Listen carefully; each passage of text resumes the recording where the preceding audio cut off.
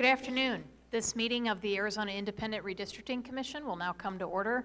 Today is Wednesday, November 30th, and the time is 4:16 p.m. Please rise for the Pledge of Allegiance.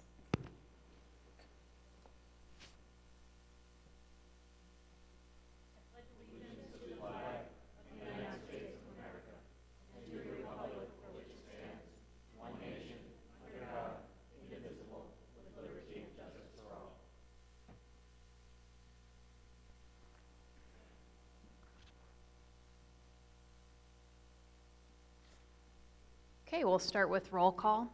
Vice Chair Freeman, Vice Chair Herrera. Here. Commissioner McNulty. Here. Commissioner Sturts. Here. We have a quorum, and I would like to announce that we've heard from Commissioner Freeman, and his wife's doing great after giving birth yesterday, and their baby's name is Ryan Andrew Freeman. And unfortunately, Mr. Freeman has had some other unforeseen circumstances come up this week, and so unfortunately won't be able to make it, but he is following along. He watched some of the hearing yesterday, somehow, I don't know how, but he managed to do that, and then plans to watch them, any that he misses. So that's the great thing about streaming this live, and also it is uploaded to our website at azredistricting.org, and anyone can download these meetings and watch them at any time. Other folks at the table include our legal counsel. We have Bruce Adelson, Joe Canefield, and Mary O'Grady with us today. Our mapping consultant, Willie Desmond, and Ken Strasma. Other folks in the room include our Executive Director, Ray Bladine, in the back, as well as Deputy Executive Director Christina Gomez. Stu Robinson is our Public Information Officer, and Lisa Schmeling is our Public Outreach Coordinator. And we have Buck Forst, our Chief Technology Officer, and then Marty Herder is taking an accurate transcript of today's proceedings. So when we do get to public comment, in case I forget, be sure to spell your name when you come up to the microphone to address us. So with that, I think we're on to the next item on the agenda, which looks a lot like yesterday's agenda, because I think it is pretty much the same agenda, and I'm not sure we have anything new to discuss, but I'll bring those agenda items up one by one just in case there is something anybody wanted to add. So number 2, discussion concerning process and schedule for adjusting draft maps to develop final maps. We talked about this for a long time yesterday, both the schedule and the process. Did anyone have anything new they wanted to add?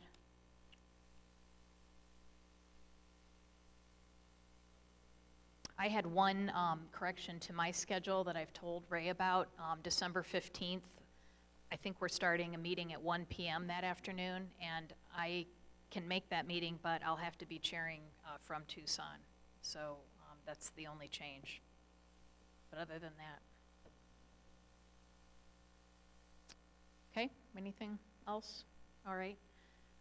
Number 3, anything new on discussion of voting rights analysis for draft congressional and legislative districts and benchmark districts? We had a presentation yesterday by Strategic Telemetry and Bruce Adelson, and that was very informative, and that should be up on our website now for anybody who missed that. So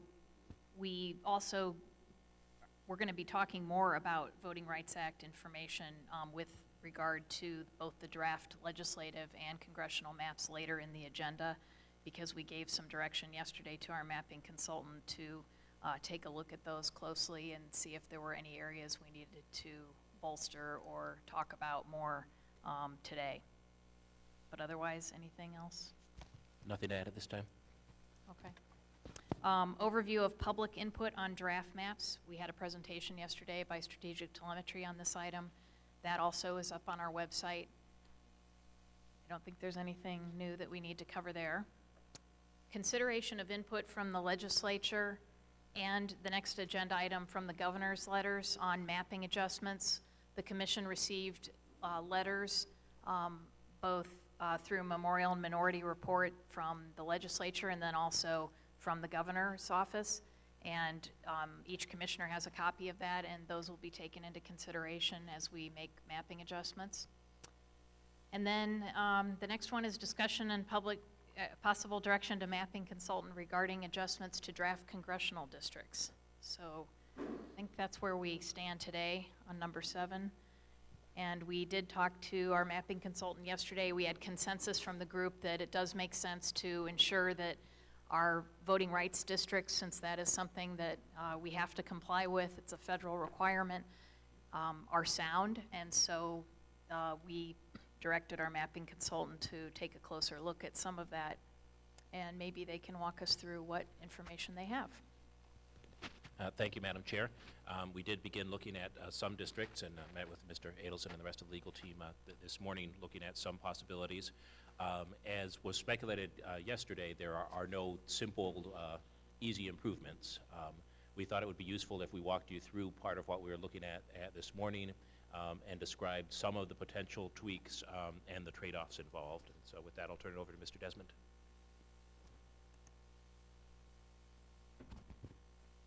Okay, when we were trying to decide where to start, our analysis, and I think just looking at purely the breakdown of racial categories in the districts led us to think that districts 24 and 26 might be good places to try to improve. So are we going to start on the legislative? For the legislative, okay. Yeah. So we haven't done anything to those yet. We did explore some possibilities, and I think it's a useful exercise to kind of go through and see just what comprises those districts and kind of the process that we plan on using and have been using to evaluate if there are ways of improving the voting rights compliance of these districts. So with that, I think we'll start with District 26.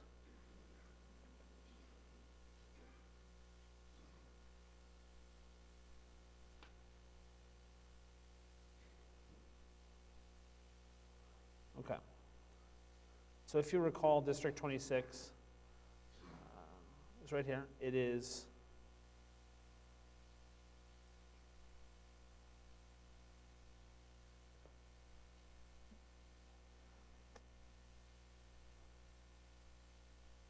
you guys all missed my screen, huh? It is the Tempe, Arizona, and the portion of West Mesa, Northwest Mesa, that comprises District 26. In the current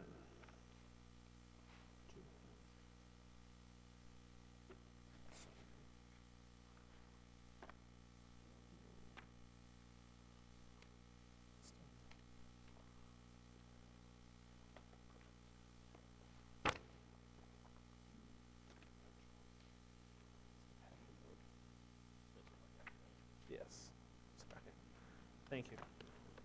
So currently, in the draft map, District 26 has a voting age Hispanic population of 30.4, which is our lowest of all the voting rights district. It has a voting age non-Hispanic white percentage of 55.3. When we look at total population, those numbers improve somewhat. Total population, it is 36.8% Hispanic and 48.7% non-Hispanic white.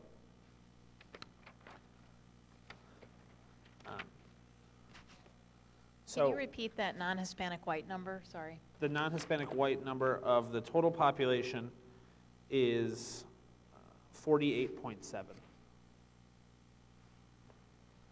So right there, we do know that this is a district that has a young Hispanic population. So in trying to evaluate ways to improve it, there's two ways we can do that. We can add in Hispanic or other minority voters, or we can remove white voters. So the shading on the screen is the inverse of white percentage, meaning the darker the color, the fewer white voters, voting age population there is.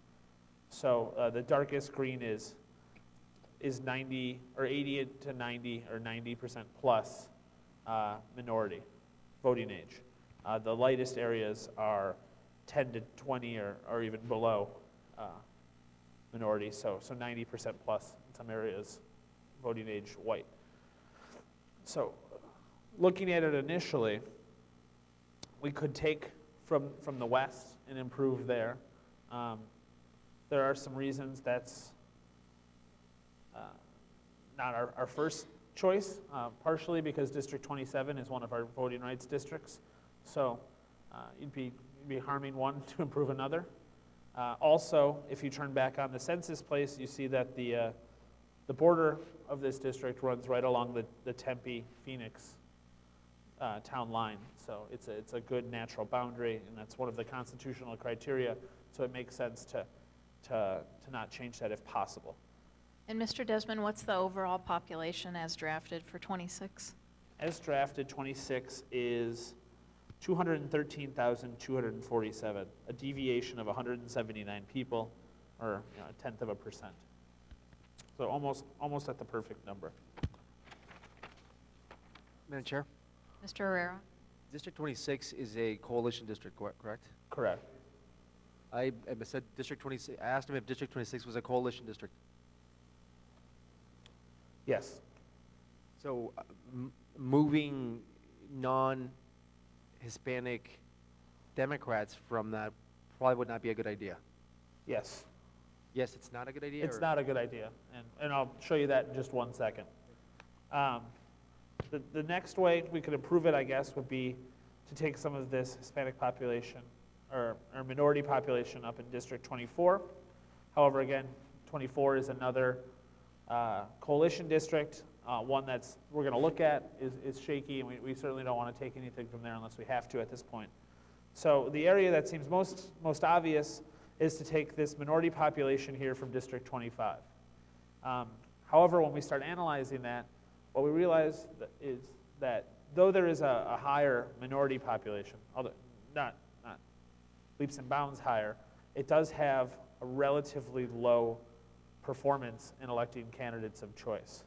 So we have, I'm going to turn on a shading that shows, I know this makes it a little difficult to see, but this shading is at the block level, and the darker the blue is the higher that the Hispanic candidate did in the mine inspector's race 2010. So what becomes apparent is that when we turn back on the racial shading, these white areas are really the strongest performing areas as far as supporting a minority candidate. This corner up here, when we take another look at that, you can see that although that's some of the highest Hispanic percent, it's some of the worst performing in the mine inspector's race. There's two likely reasons for this.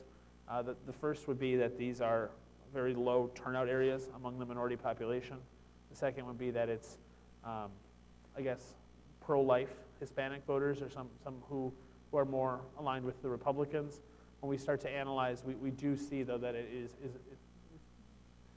most likely, almost quite possibly, a turnout issue.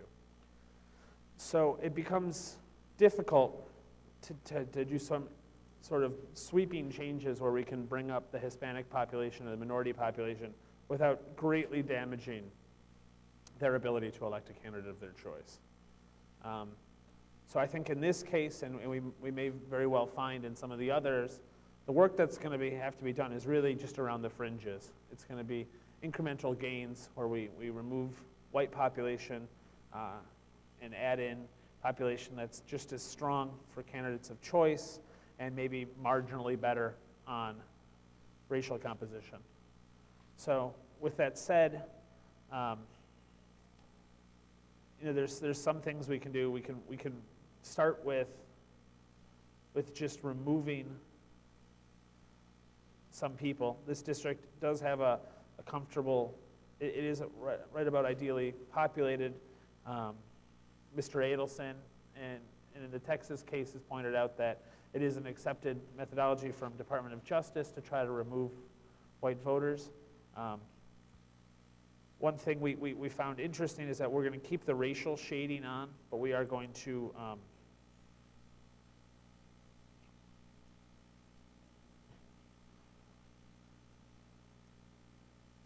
shade this by mine inspector percentage so we can see some of the easy places to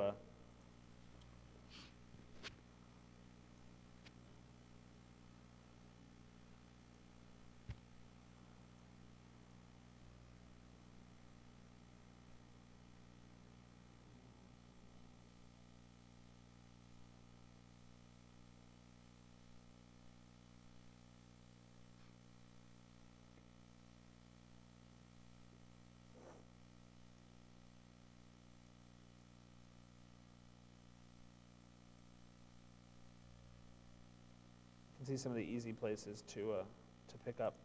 So there are some areas around the fringe where the Hispanic population is low, and the mine inspector isn't that as good as the district-wide average. So by removing those areas, we would improve it a little bit. Excuse me, Madam Chair, may I make a comment? Thank you. I wanted to elaborate a little bit on the comment of removing white voters. What's very important to remember is that we're looking for non-Hispanic white voters who do not support minority candidates of choice. So this is not looking for people all of one race. This is about electoral performance and supporting candidates of choice. I think that's a very important distinction, and that parallels what the Department of Justice looks at and certainly what's happening in the Texas litigation. So we're basing this in our analysis and examination on electoral performance and electoral support coinciding with the candidates that are supported by minority voters in proposed districts that can ostensibly elect minority candidates of choice. Thank you. So just to follow on that, we're looking for crossover voters, to use the definition that Ken gave us yesterday. When we're looking at non-minority voters, we're looking for a crossover vote. Absolutely. I think that white crossover voters, yes, Commissioner McNulty, I agree. That's a perfect description. Madam Chair? Mr. Herrera? But I think one thing we should consider when you look at the minority districts and you have a white, non-Hispanic population that may support the majority, and if it makes sense to move those to a different district to strengthen the majority-minority district, because we're removing those non-Hispanic voters and put them in another district that can strengthen maybe the competitiveness or other criteria around surrounding districts. Mr. Adelson, does that make sense? Well, as far as competitiveness, I won't speak to that only to the extent that it interferes with the Voting Rights Act compliance. But your point of going to electoral performance is very important from a federal standpoint, because that is the benchmark, if you will, evaluative tool that the Department of Justice uses, is performance matched with population. Rather than just using numbers, performance is absolutely essential.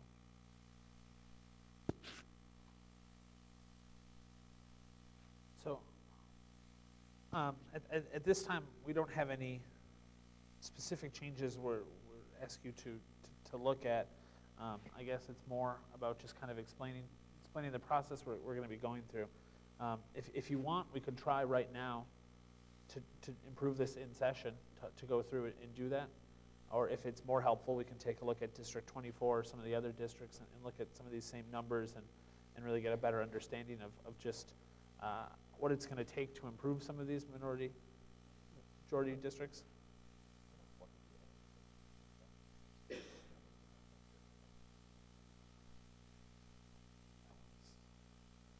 So just now, Ken brought up the possibility of there's two districts right to the east of District 26. Adding those to see what it would do.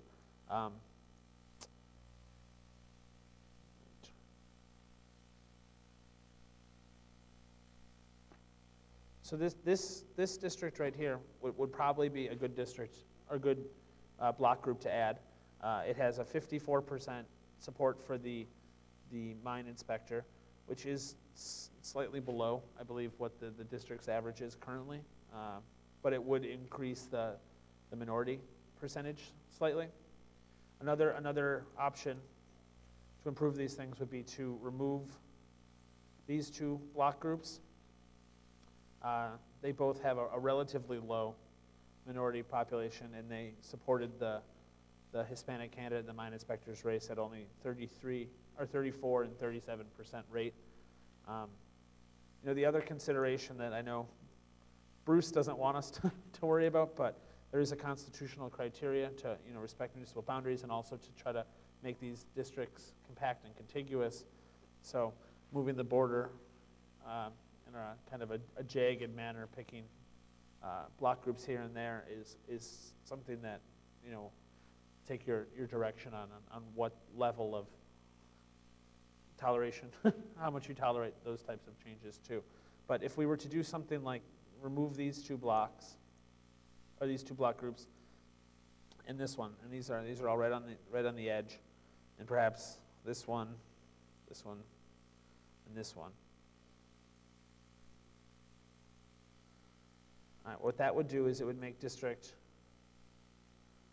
26, it would lose 8,933 people, giving that district a deviation of minus 6,800, or I think that's roughly about 4%.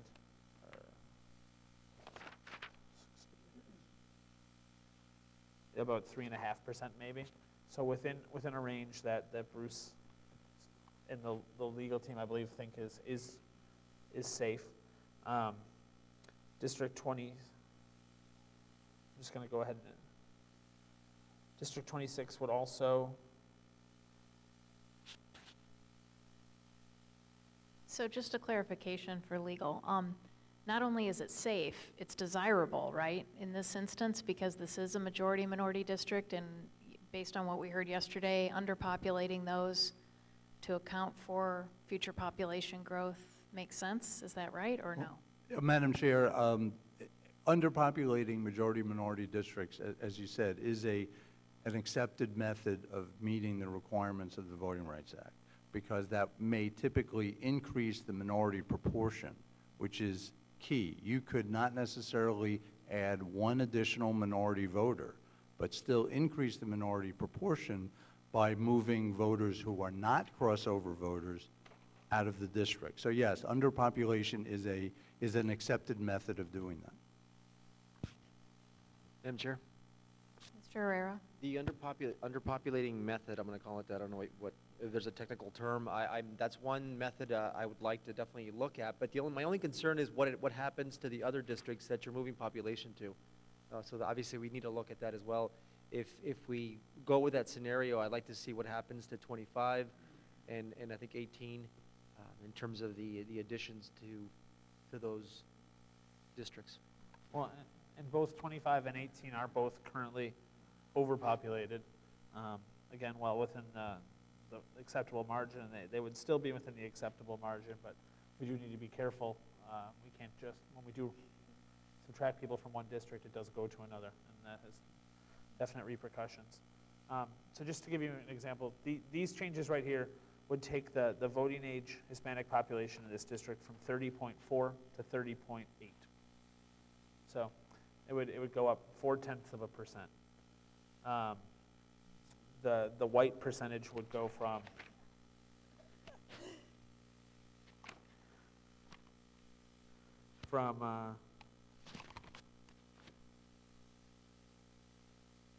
55.3 to 54.65. So these are incremental changes. Mr. Adelson looks pleased, however. I mean, you talked about there's a difference between 0.1% and 0.5%, so why don't you talk a little more about that in the context of something like this, where, people are going to say we have an ugly-looking map, and we have to, look at what it's going to do to these adjacent districts in terms of the other criteria and so forth. Commissioner McNulty, Madam Chair, and I think that this is a very graphic demonstration of the difficulty of making adjustments that are very important. My view with redistricting is that sometimes a tenth of a point can be very significant. Now, I don't think moving population necessarily, a minority population from 30% to 30.1% is going to be significant from a voting rights perspective. However, I look at it more as a continuum, that if you make initial potential changes that move minority population by 0.4 or 0.5% in an upward direction, that's indicative of a trend that might be explored further. Because it is, in certain elections, 1/10 of a point can be very significant if it's a close election. And in doing election analysis to determine effectiveness, that's one of the things that you look at. Close elections in a variety of years at various stages, local, federal, state, to make a determination of effectiveness. So to me, if the trend from a voting rights perspective is that the minority population is increasing and potentially the crossover non-Hispanic white population is also increasing, those are very positive trends because they indicate that the district arguably is getting stronger from a voting rights perspective. Madam Chair, Mr. Adelson, so when you speak of a trend, are you thinking that the timeline, the period in which the trend is occurring is our alteration of these maps? Is that? Well, Commissioner McNulty, Madam Chair, I'm thinking more trend is that changes that are being looked at are trending in a positive direction because the population is moving in a direction, I'm sorry, that is positive from a Voting Rights Act standpoint. So I'm not thinking in terms of calendar or timeline, it's more process. Okay. And are these the incremental changes that we might make in districts, because this is Section 5, they're in a sense cumulative to the extent that we make them, you know, statewide? Or I'm not sure what you mean, Commissioner McNulty, about changes statewide. That if you look at this, let's say with this district, just as for a talking point, let's say all the changes that are highlighted in red are made.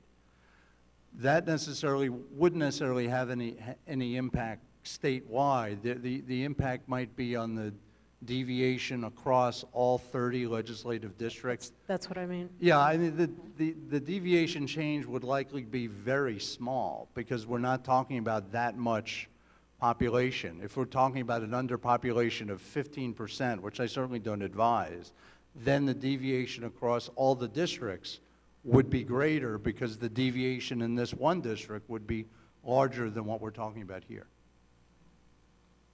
Thank you. Thank you. And again, looking at these changes, one thing to note is that the Hispanic voting age percentage goes up by 4/10. The voting age white percentage drops by 6/10. And the Hispanic candidate in the 2010 mine inspector race would go from 54.05 to 55.01. So that goes up by a full percentage point. This isn't adding any population, this is just removing. But I guess the point we're trying to make is there's a lot of considerations aside from just population that we need to be aware of when we're trying to improve some of these districts.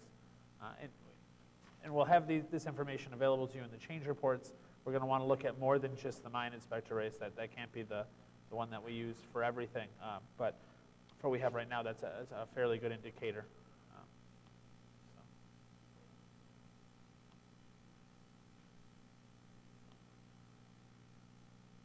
Are there any other questions about this? Is this a change we want to accept and then generate a change report for you guys tomorrow to look at this? Or do you want to keep trying to make some tweaks around the edges right now?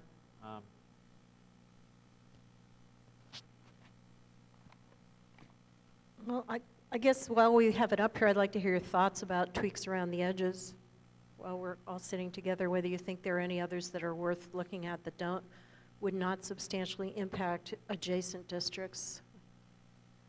I'm particularly concerned about 18, the balance of 18. I don't think we want to fuss with 27. And I think whatever we do in 26, we probably need to consider in conjunction with what ultimately happens in 24 and 28. But maybe the starting point would be to look at what else you think might improve 26.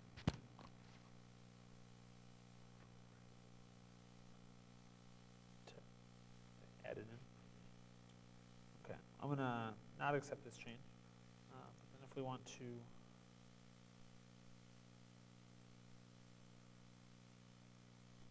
so adding some things in, just for instance, this one district, this one, I keep saying district, my mistake, this one block group to the east of the district is a population of 1,800 people. So this would, at this point, overpopulate District 26 by 700, or no.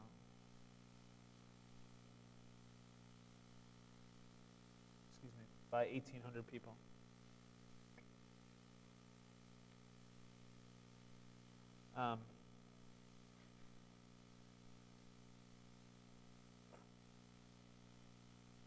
The Hispanic percentage would go from 30.4 to 30.6. So that's a good change. And the mine inspector race would go from 54.0, well, it would actually stay exactly the same. This one's exactly at the district average. So there's changes like that which don't affect ability to elect, but they do affect the racial composition. So that would be a change we would probably recommend. It does slightly harm the district's compactness. Another just consideration is that when we look at the major roads that run along this area, currently the eastern border is Gilbert Road. What this would do is it would make it jut out there. So it's not quite as simple a map also.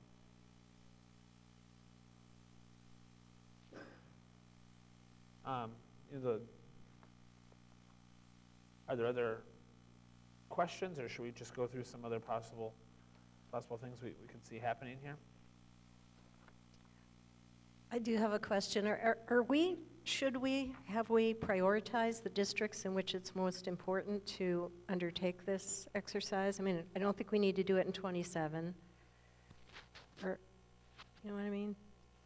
And Mr. Adelson, I'm sure, can add more to this. 26 is one of the districts where the issue of minority population from districts that weren't previous minority districts definitely comes into play. So if we are able to improve 26, that makes our burden of proof a little easier. So that's one of the reasons we started with that. And then we would also want to look at 24 and 4. As we discussed yesterday, they look quite sound, but if we're looking for any place for marginal improvements, those are the 3 districts I would look at. And Madam Chair, to follow up on what Mr. Strasman said, I agree that these districts, because of the percentage of voters from districts that cannot elect now, raise more questions for me than other districts may. But there are other districts, other than these 3, that also have questions about it. And like we had talked about yesterday, these questions don't mean that these are problematic from a legal standpoint. These are questions that we are looking at to answer and satisfy, because these are the same questions that the Department of Justice will have. If I might make a suggestion, if no one has a direction at this point, perhaps we should make a version of this map with the changes that Mr. Desmond had shown, and then report back tomorrow on the impact to all of the districts. So taking into account Commissioner McNulty's concern about the impact on competitiveness in District 18 and the impact on District 25, because as we've discussed, none of this happens in a vacuum. So with your indulgence, we would commit these changes. There would not be any official action at this point, just something that we would then look at the impact tomorrow, and then perhaps move on to look at 24 or 4 as a group. Sounds good to me.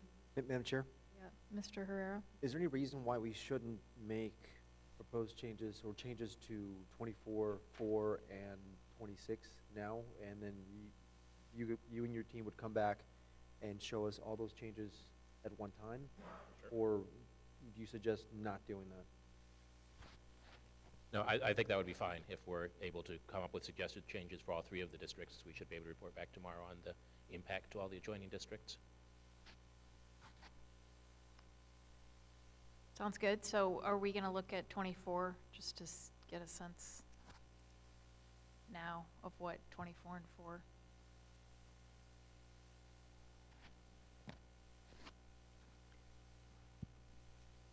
So you're going to save all those changes that we just looked at in a separate version of 26 and then run the analysis that we can then consider? Okay. Exactly. Madam Chair, Mr. Herrera? in coming back with a competitiveness report, looking at all the different types of competitiveness and just to evaluate how they've changed before and after. Yeah, the change report we have, and I hope to have tomorrow, is it'll have racial categories, it'll have different competitiveness indexes, and the different kind of key minority elections that we've been looking at. I think, Ken, you want to mention which those are and why? Sure. As Mr. Adelson has pointed out, it's important to look at more than just 1 year. With that in mind, we wanted to add a minimum to look at President 2004. In 2004, there were no statewide minority candidates from major parties. So we would look at the presidential race where, from our homogeneous precinct analysis, it was clear that John Kerry was the candidate of choice of the both Hispanic and Native American communities. We would look at the race for Secretary of State in 2006, the race for President in 2008, and as we have been looking at, the race for Mine Inspector in 2010.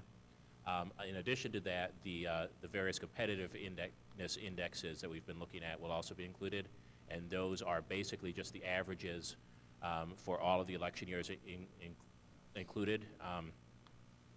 So starting with just the 2010 and 08, and then also adding 04 and 06 and adding registration. Excuse me, Madam Chair, I also wanted to add that we've been discussing adding the Proposition 200 contest in 2004 as potentially having value for this analysis as well. The one other thing is there is also a splits report on there, just very minor, that says how many split counties, municipalities, so you can see if a change adds another split to one of those areas. It doesn't go into what the splits are, it just says the total number before, after, and what the change is. So District 24 is, if you remember, the Fort McDowell and Salt River Indian reservations. The southernmost portion of Scottsdale, and then an area of central Phoenix. It's again a coalition district. It has a voting age Hispanic population of 31.8, a voting age non-Hispanic white population of 53.8, a total Hispanic population of 38.6, and a total non-Hispanic white population of 46.4. Again, it does border many majority-minority districts, so that kind of limits our ability at this point to improve it without harming some of those. I mean, that's something we might want to look at later, depending on what our, the analysis continues to show. But I guess the one thing that could be done right away that makes sense is that since District 24 is slightly overpopulated, and District 23, which is immediately to its north, is very underpopulated, we could definitely swap some population there, bring District 23 closer to the ideal value, and District 24 could stand to lose a few thousand white voters if they don't too negatively affect its ability to elect candidates of choice. So with that said, I'll start again with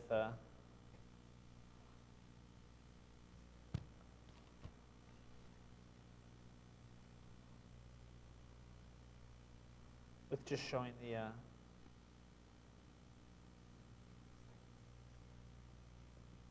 the shading. So there are some areas in the kind of the central Scottsdale area and some Phoenix where the minority percentage is low. And we could probably start by just taking some population from District 24 and giving it to District 23. If we were to do something like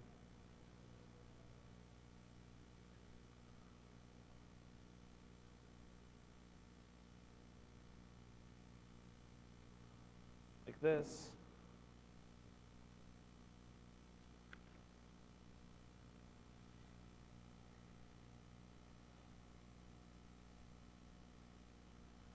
That would remove 5,346 voters and give those to District 23.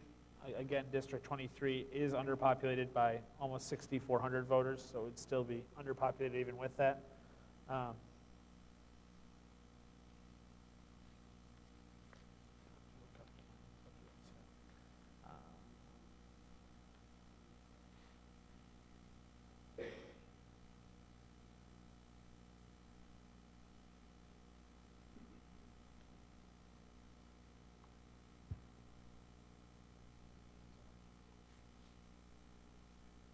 The non-Hispanic white percentage in District 24 would fall to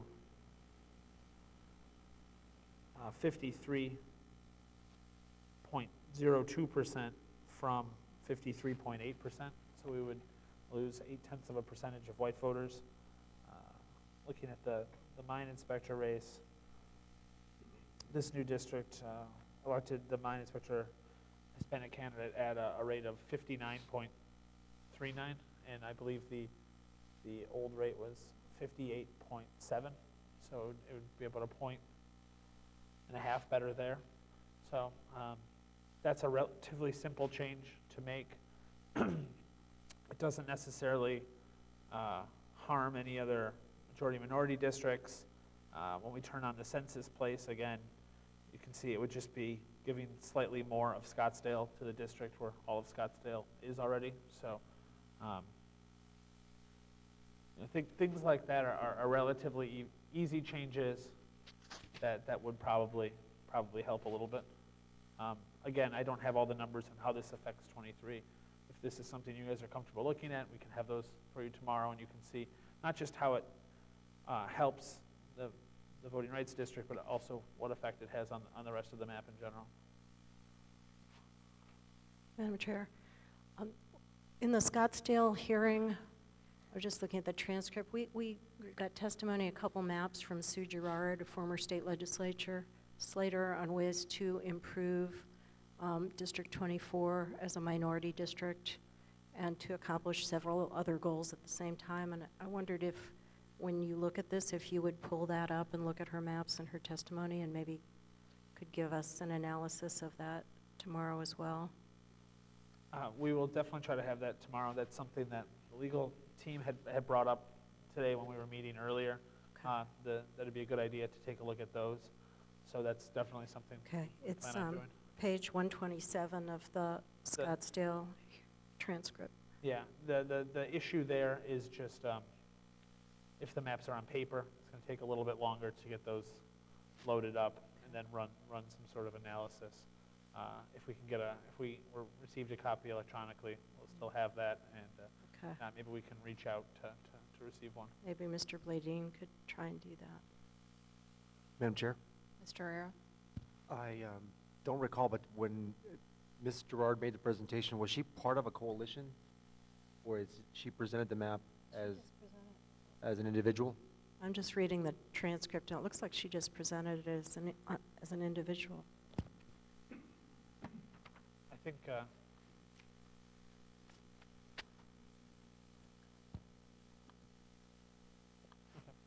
we have the CD in the office, and apparently we also were sent a copy. So we'll double check that, and hopefully have that for you tomorrow. Are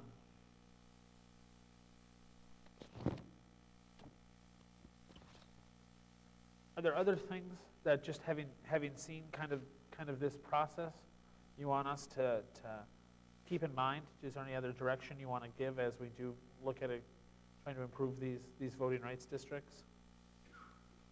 Madam Chair? Mr. Sturts? Mr. Desmond, when you were back at 26 making those recommendations, which were to the benefit of 26, as we talked about last night, sometimes that there's unintended or intended consequences that happen. I know that that's going to come out of the reaction. If you would look at those blocks that you just extracted and moved those into the adjacent districts, what was the composition of the voters of those extracted blocks? The partisan or the racial composition? Both.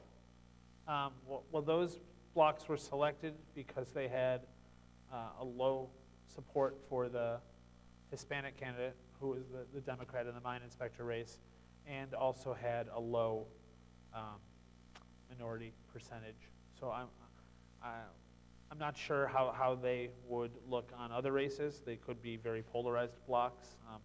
The change report does have that other information, so you can tell if they're polarized.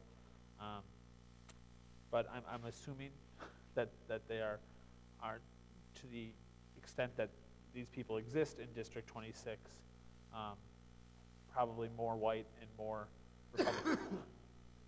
Republican. And so, Madam Chair? Mr. Sturts? Mr. Desmond, as you contemplate those blocks, where they're being moved to, also has an effect to that district. How are we going to be able to track whether or not that district has been positively or negatively affected?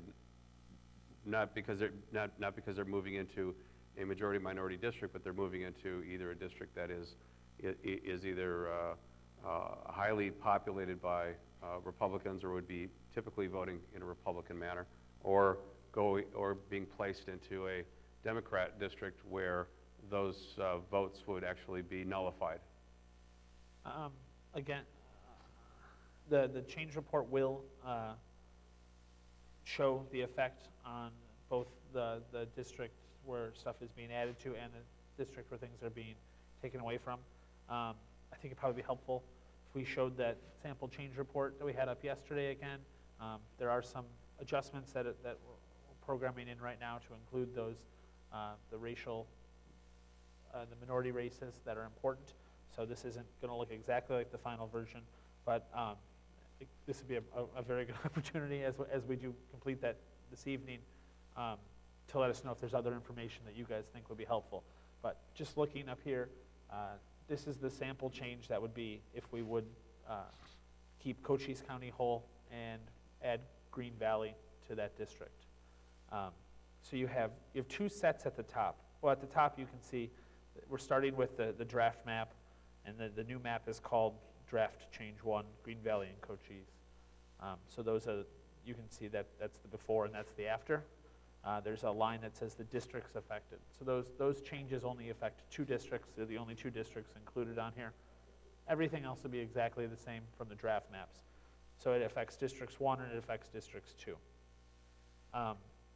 The first set is for how it affects districts 1. So you have the deviation from the ideal population, and you have the number and the percentage, and you have that both for the old district, so the draft map, the new district, this draft change 1, and you have the percent that changed.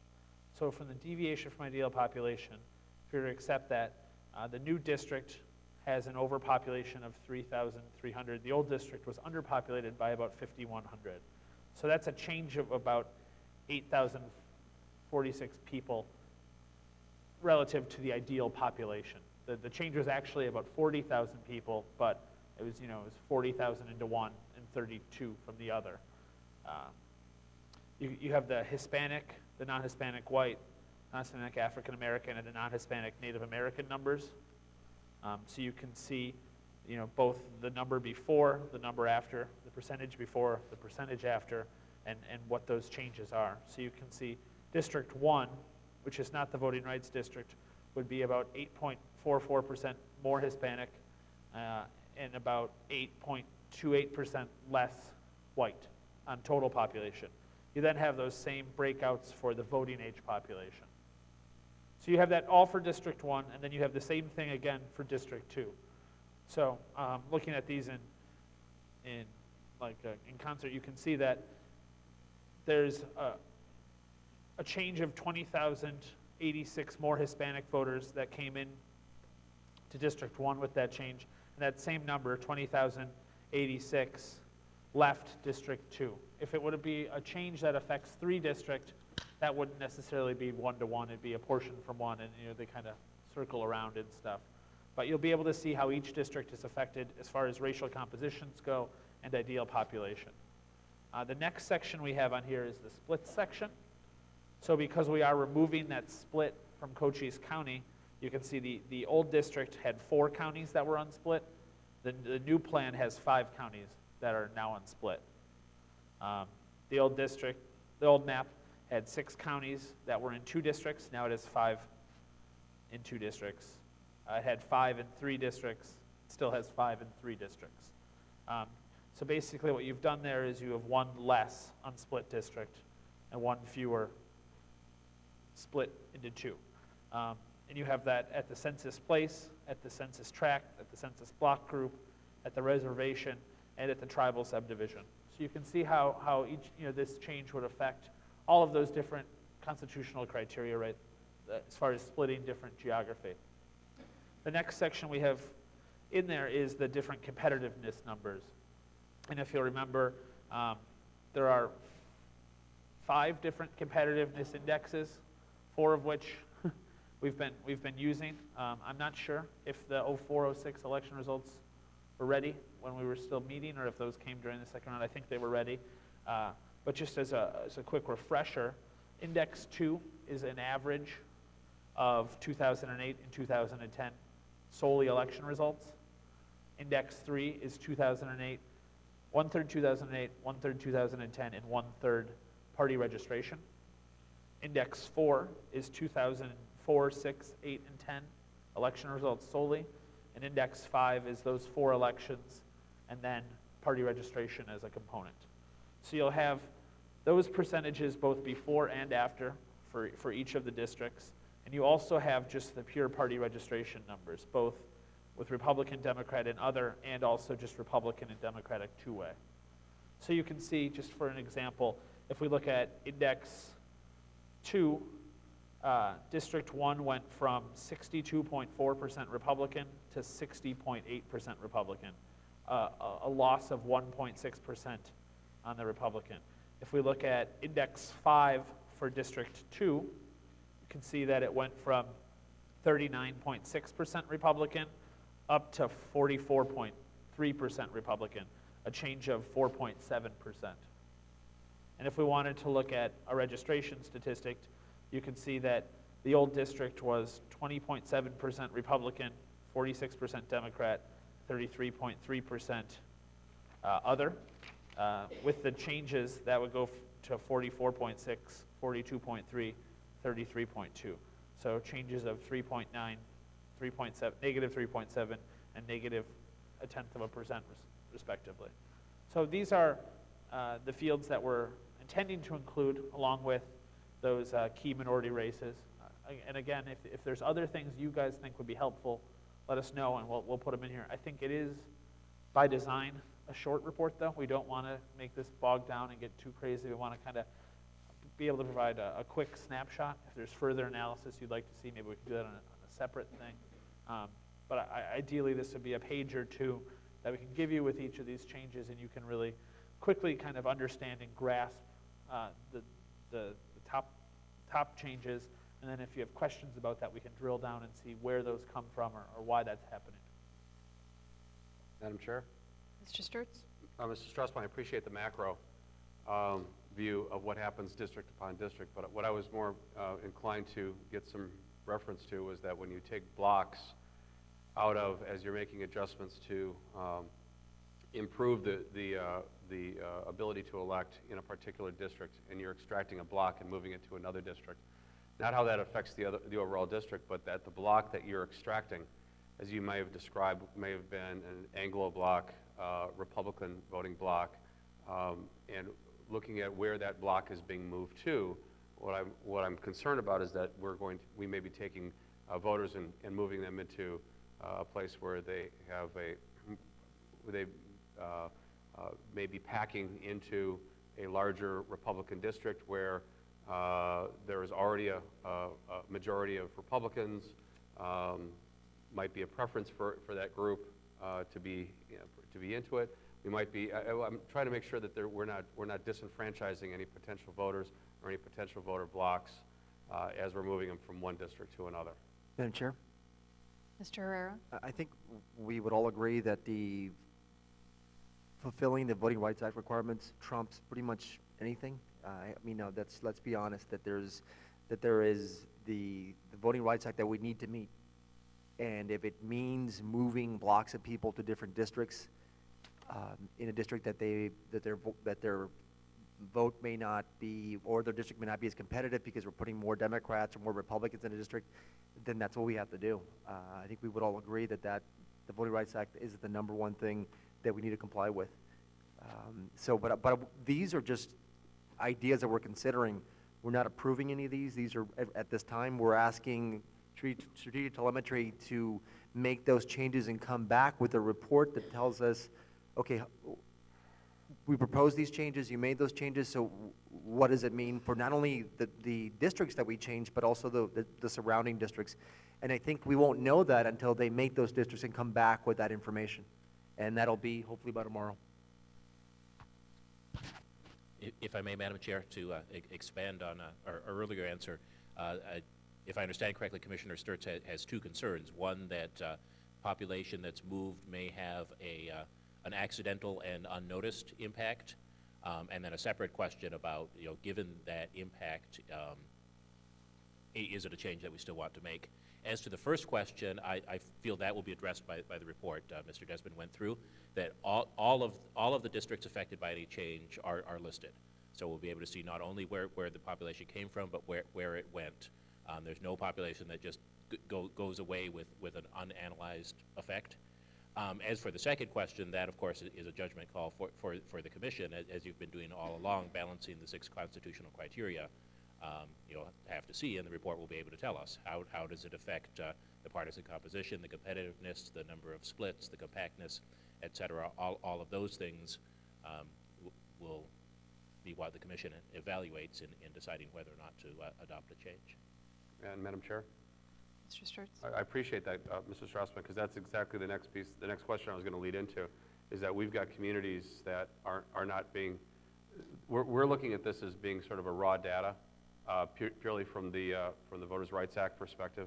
I can appreciate Commissioner Herrera's approach on all that, but I'm not going. I don't want to lose sight of that there are many ways to solve the same problem, and if we solve the problem with a particular block that actually might break up a neighborhood, I don't think that would be meeting our overall goal. So I think that as we're making these considerations, we've got to look at all of the criteria. Right now, we're not looking at geography here. We're looking at purely voter blocks and voting patterns and the ability to elect. And we want to be overlaying those simultaneously with the other criteria and not get lost in the message. Madam Chair? Mr. Herrera? I do understand Commissioner Sturts' concerns, and balancing the 6 criteria is not easy. I think we will all agree to that. But I lost what I was going to say. Maybe it was the drink I had. I'll come back. Okay, thank you. Madam Chair, if I could. Mr. Adelson? Make a comment. I appreciate that. I think that just in the time that we've been spending in the last hour or so, I think what we've been talking about, it really is a great demonstration about how difficult this is. But what I think is important to clarify a little bit, I know that there are 6 constitutional factors. In my opinion, you're balancing 4. The 2 federal factors beat the state factors. So I understand certainly from a state perspective, concerns about communities of interest and contiguity and competitiveness. I understand that those are very significant factors and people are very concerned about them. But I think that it's important to look at the 2 federal factors as not being in the same mix. You have the 2 federal factors, and then if you imagine a piece of paper, 2 federal factors, then a large space. then you get to the state factors, because the federal factors can, unless they're satisfied, you won't have preclearance, so you won't have a plan. So in my thinking, you're balancing 4 after you satisfy the 2 federal ones. Okay, I hope that's helpful. Madam Chair? Mr. Herrera. Actually, that's exactly what I was going to say, but in addition to that, I think that I do disagree with Commissioner Sturt's assessment that there are many ways to work with these majority-minority districts and improve them. I don't think there is many ways. I think we're limited to what we can do without making drastic changes. And the changes that are being proposed are, as Mr. Desmond had said, they're going around the edges and trying to improve it without making drastic changes. So I disagree that there's many ways we can approach this. Madam Chair, Ms. McNulty. just before we leave this, did we talk yesterday about adding CVAP as a data point on the minority-majority district change reports? Yes, thank you, Commissioner. We will be having CVAP and also Hispanic registration as 2 data. Thank you.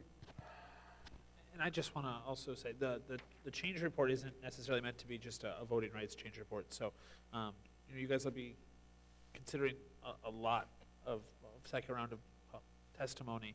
And so there's going to be changes you want to see to these maps that have nothing to do with the voting rights. They don't affect voting rights districts. So also think about these change reports. Think of other information you might want just in evaluating how they fit the other constitutional criteria. Because there's certainly going to be some minor technical changes where we'll be able to say, oh, there's a few less split census tracts, or there's a town that's not divided in half, or you can see those types of things also, or you can see this made it slightly more competitive or slightly less competitive. All of the constitutional criteria we'd like to be able to inform on, and so we've started with these voting rights districts again, just because that is such a priority and it has been such a goal to achieve pre-clearance. But we'll be running this change report, and again, it'll be public information once they're ready, on all of the changes you consider to the map. So, and it's just intended to provide you an easy analysis tool as you consider changes. Madam Chair? Who would like to go? Well, mine will be quick, Madam Chair. We used to have, when we were doing the draft maps, what if scenarios, we would have the compactness report, and I'd like to see as many reports that can be measured that impact the other 4 criteria. Obviously, competitiveness, compactness, and the other. Just as the Commission is tasked with balancing the different criteria, we are tasked with readability versus comprehensiveness. We will probably take a dual approach and have a snapshot that we'll try to keep on one page, and then a more detailed report with everything. So we will endeavor to get all the most important information on one page. I also wanted to add, because yesterday we had resolved to try not to sound like we were speaking a foreign language, so just to clarify that CVAP is a citizen voting age population. The census provides estimates of citizenship by different racial group, which we have added to our redistricting databases, and that's an important thing for our DOJ submission as well. Thank you. Ms. O'Grady? Madam Chair, just a brief point, and the change report isn't going to capture all the constitutional criteria. Commissioner Sturts mentioned geographic features that I don't think is in the current draft and won't be, expanded to include that, for example. So the Commission will need to, and communities of interest, there may be communities of interest testimony that isn't reflected in the change report. So it's good to keep an eye on those things as well, that even though the data it's not a data-oriented constitutional criteria.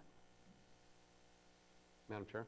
Mr. Sturts? I appreciate that, Mrs. O'Grady, because that's exactly where I was going, because Mr. Adelson, as the Constitution reads, it doesn't say do these and don't consider the other 4. It's pretty clear that we have got to meet this criteria, and I am aware that there are many ways that we're going to be able to meet this criteria, and that's why we've hired this incredibly capable group of experts to be able to assist us to get there, to meeting the criteria, but not at the detriment of meeting the rest.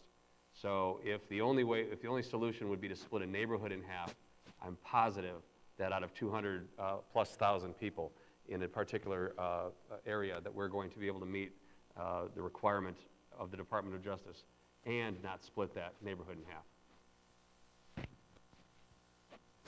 And Commissioner Sturts, thank you. I think that your point is well taken as far as that there are several different approaches to satisfying the federal criteria. I think that my main point was that while I certainly understand and appreciate the factors, state factors under the state constitution, that the federal factors are the ones that are paramount. But I certainly agree with you that there can be alternative mechanisms and methods to getting to where you want to go. Absolutely.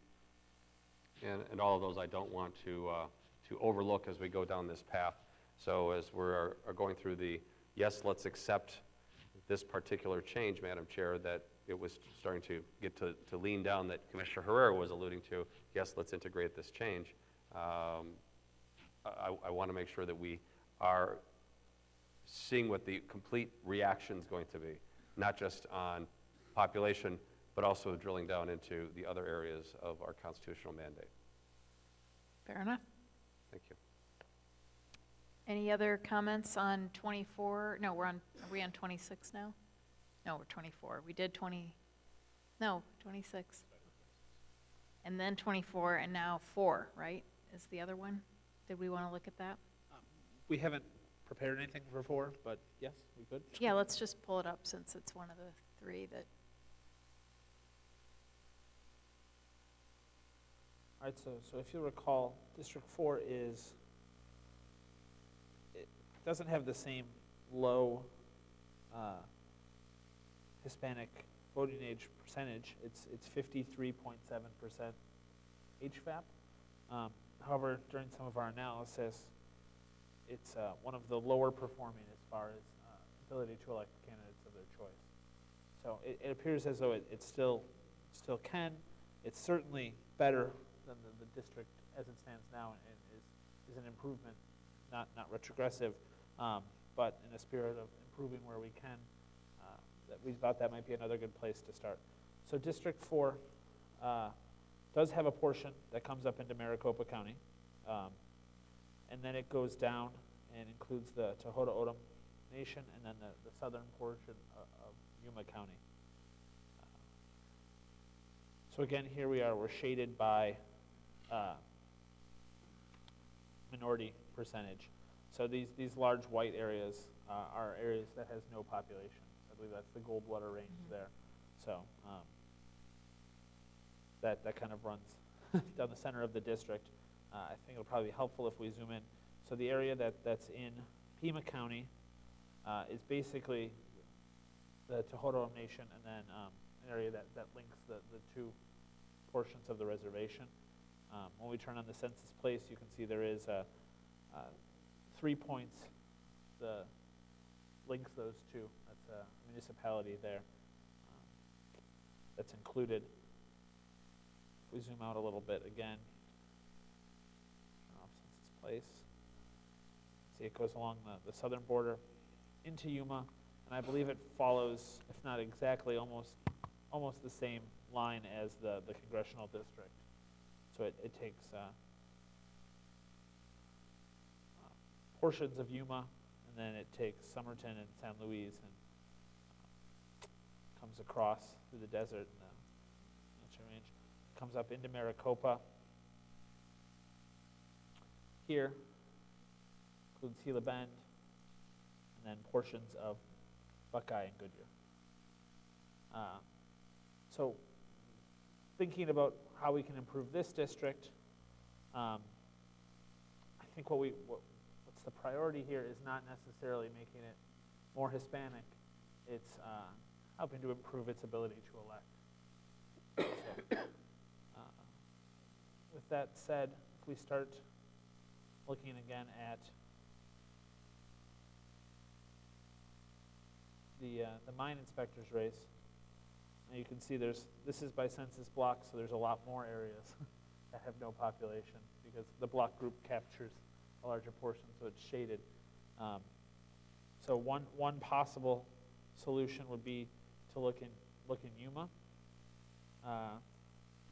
This is the scale, but as a rough guide, the darker kind of purple it is, the higher the Hispanic candidate did in the mine inspector's race.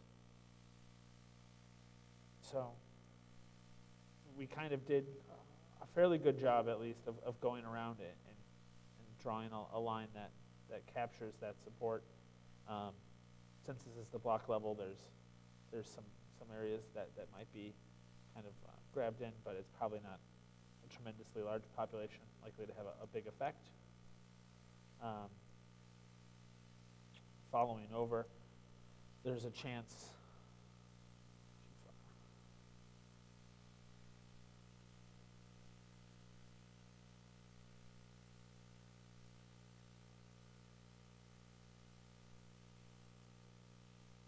that there's some areas in Pima County we could help, but again, districts 2 and 3 are also voting rights districts in Pima County.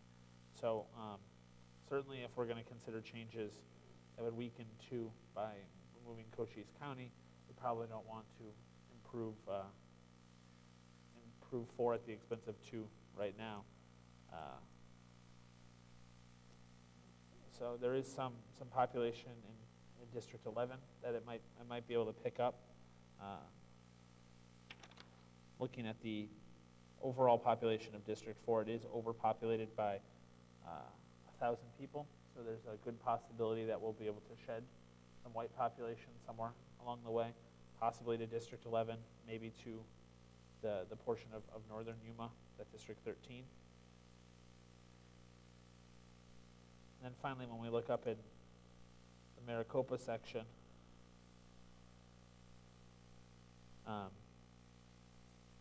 there may be some population it can gain. We don't want to take too much from 19. That's another one of our voting rights districts. Perhaps maybe some from 13. I'm going to go ahead and turn back on the block group shading. And again, we'll label by support for the Hispanic candidate in the mine inspector's race.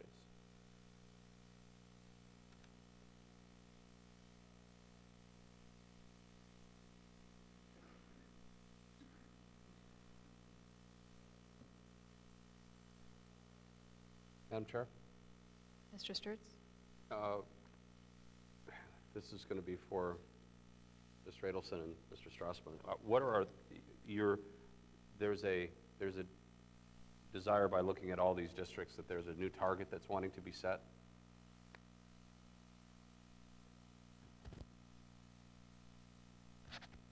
I wish we could give you a numeric number. As I said yesterday, I believe these are good, sound districts that would be pre-cleared. But between I believe and we have proved to DOJ is the long path that Mr. Adelson is guiding us down. If we are able to improve one of these districts, that makes our task of proving that it is an effective district easier, and therefore I believe should be explored. So the districts that you would see for improvement, are you focusing on any particular districts? For example, 30, which has an adjacent district which has a much higher capacity. Why would should we be looking at 30, for example? The 3 I listed, 24, 26, and 4, were just the priorities that I would look at when we were going through the analysis, and ones that jumped out as needing more analysis, not necessarily that there was anything wrong with the district, but that in order to meet our burden of proof, we would want to add more. I'm sure Mr. Adelson can expand on that.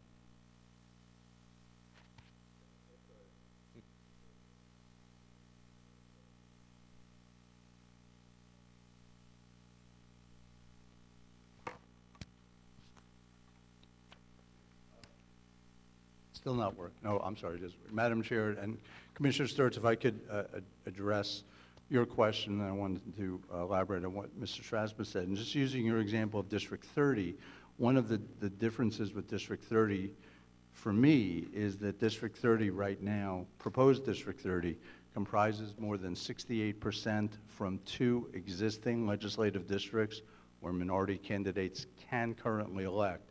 So I have a lot fewer questions about 30 than I would about 24, 26, and 4, because they're composed more of voters or residents from districts where minority candidates are not electing now. So from my perspective, as I had said yesterday and earlier today, with the questions that I have, those are more paramount for me, just as intellectually, in trying to resolve the questions that I have about districts that have relatively large percentages of people from legislative districts that cannot currently elect. There are additional districts with additional questions, but those are the ones that for me came up more readily, because the questions are, there are more questions about those because of the percentages of people from districts that cannot currently elect. And going to your question about a percentage of that we're looking at, or at least that I can speak to for myself, that I'm looking at, there is ongoing analysis to determine the percentage of minority voters that are necessary in the current, in your proposed districts, that is necessary to be able to elect candidates of choice. That percentage can vary by district. In one district, it might be 52%. In another district, it might be 60%. That analysis is, as I understand, is in the process now. That is very significant and something that I'm certainly interested in seeing when the analysis is completed. Madam Chair. Were you finished, Mr. Sturz? Yeah, go ahead. Ms. McNulty? Mr. Strasman, I think you mentioned that in this District 4, what we are looking at is not increasing HVAP, but ensuring the ability to elect, and that I would think would tie back perhaps to the racially, at least in part, to racially polarized voting in this part of the world. And I wonder if we could talk a little bit about how we, about that issue generally in relation to how we prove to DOJ that this is a sound district, and also the extent to which that the comparison between this district and the existing District 24 in that regard, the improvement in that regard is going to be persuasive. Thank you. Commissioner McNulty and Madam Chair, I think that in what we were talking about earlier as far as trending, as far as moving population in a positive direction concerning the Voting Rights Act, I think that in making changes, considering changes as far as the Voting Rights Act district are concerned, the proposed majority minority districts, and those are the districts that I'm focusing on. If the trend is in the direction that we were talking about earlier, then that's a very positive element that we will highlight in the submission. One of the things that I counsel my clients at the local level is when changes are made that change a district's population by bringing in more non-Hispanic white crossover voters, for example, taking out more non-Hispanic white crossover voters that don't support the same candidate of choice, bringing in minority voters who turn out and register at a relatively high rate so that those districts' abilities to elect is preserved and potentially strengthened. All of those elements are very significant from a Section 5 standpoint and for preclearance in highlighting to the department. Is I look at a submission as, in a way, it's like a movie. There are certain things in a movie or in a book that you want to highlight to the reader or to the viewer. The Department of Justice is the viewer. So to the extent that we can highlight that in District X, we change the minority population in this way, and that enhances the ability to elect by allowing minority voters more opportunities to elect, which we can prove by using these elections. That's something that I highly recommend. That's something that the department looks at. They make a big circle around it. They do analysis to see if their analysis supports it. And once the analysis does, they just check it off and move on to something else. The narrative like that has the value of showing to the department, wow, they've really done their homework and they understand how this plays out. So to the extent that that can be done, that's a tremendous benefit to the commission and to the state. Thank you. If I may expand slightly, addressing Commissioner McNulty's question about crossover vote and polarization. This is a highly polarized district, with Hispanics estimated to have supported the Hispanic candidate for mine commissioner by 82%, compared to 21% among non-Hispanic white voters.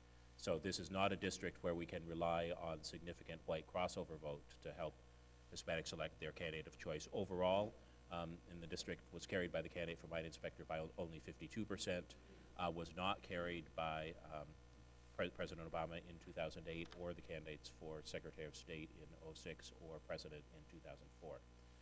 So just to underscore what Commissioner McNulty said, this is about voting strength, not about increasing the overall Hispanic percent.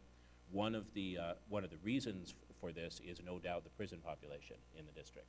The district includes about 8,000 prison population, we believe, and as we discussed earlier, in taking that into account, we need to look at the voting strength, because those people, while they are counted in the official census population, and we have to count them for district population, they are unable to vote and therefore unable to impact the ability to elect.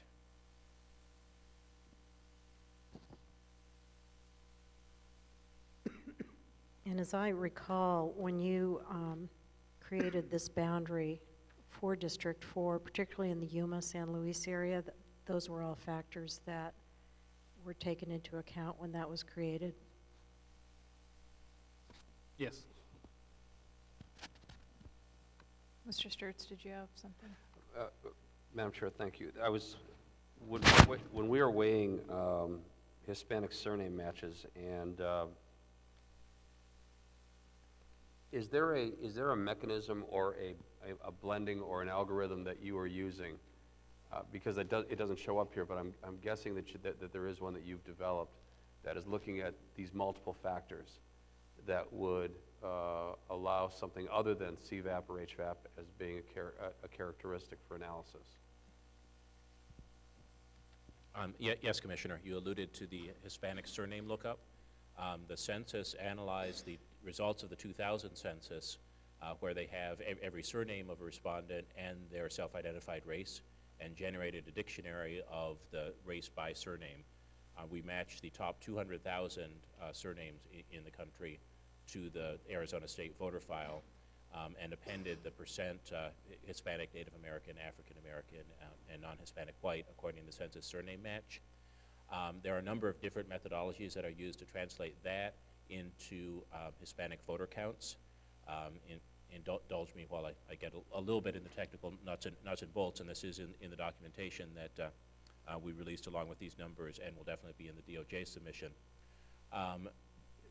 Individuals are not flagged yes or no as being Hispanic.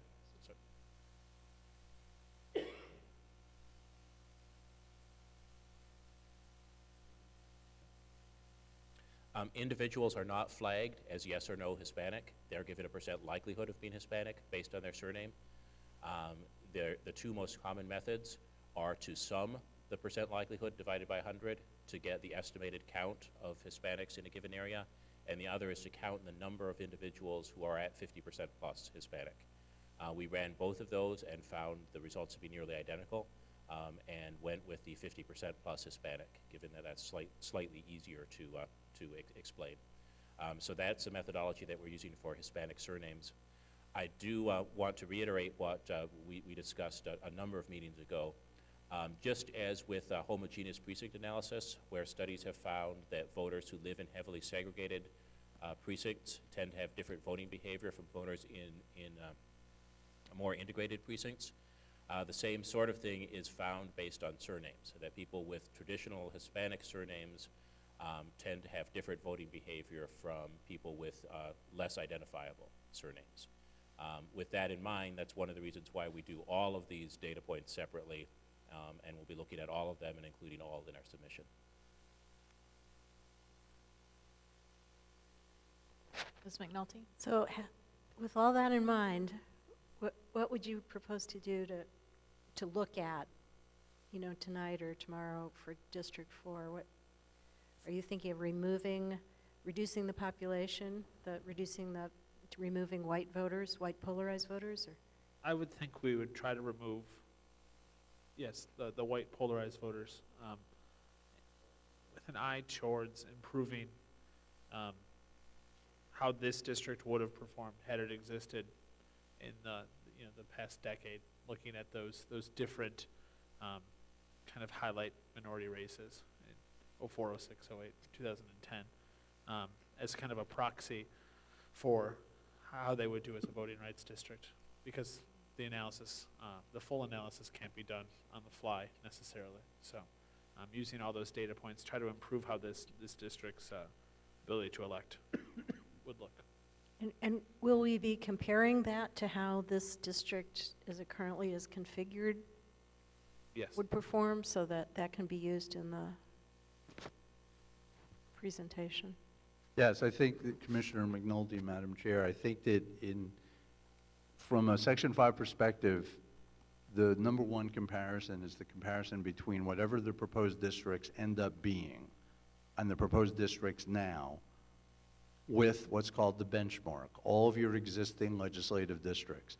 Justice will, it's almost a line-for-line comparison. If District A has minority population of 55% and the average minority population across the majority minority districts, let's say, is 56%, but in the proposed plan, if it's 50%, then that would be a problem, because Justice does that kind of matching. They look at the turnout, registration on which they rely on Spanish surname, electoral performance over the decade. So that is the baseline comparison. But to your point, comparing your proposed plan as it is now with whatever changes you and the commission suggest to be looked at, yes, that there would be a comparison in order to determine whether or not, from a Section 5 perspective, the changes enhance the opportunity to elect. Do they diminish that? Those are all very significant. And then, of course, as Commissioner Sturts was saying earlier, there are state considerations which are certainly would be relevant too. So the comparison between the proposed plan and the benchmark plan can be rather rigid, in the sense that it is literally a district by district, line by line comparison. And if there are, in the comparison, if the proposed plan does not meet the benchmark, then under Section 5, that can be a problem. So that's something that's in an inexorable comparison that has to be satisfied. So, Madam Chair, Mr. Sturts? that takes me back to my earlier question about the adjustments of percentages. Those are the benchmarks that we're referring to, correct? Sorry, Commissioner Sturts, the benchmark, do you mean the percentages that we were talking about earlier in the proposed plan? Describe the benchmarks that we are going to be compared against. The benchmark legally is your current legislative districts as they exist today, without looking at what the commission has done. So whatever is done from a Section 5 perspective, you would be comparing what the commission does with that benchmark, the districts as they exist today. But for purposes of discussion, in moving forward to submission and preclearance, there would be also a comparison between what you have, what's in your proposed plan to date, and whatever changes are suggested to the proposed plan. So there are two different levels of comparison, I guess. So, Madam Chair, do we currently have any benchmarks that are below 50% Hispanic voting age population? Commissioner Sturts, you mean in the state? I believe there are 2 districts that are below 50%. And of those 2, are there any that are as high as the HVAP populations that we are currently being represented? You mean the HVAP percentages in your proposed plan? Yes. My recollection is, yes, that there are comparable numbers between your proposed plan and the benchmark. I couldn't tell you specifically district by district, but there are comparable numbers. District 13 is the current District 13 has the highest HVAP. It's at 68.27%.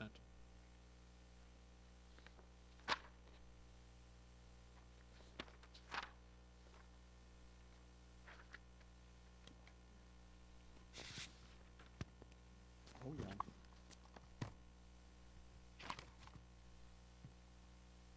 yeah. Madam Chair, if you got your question answered.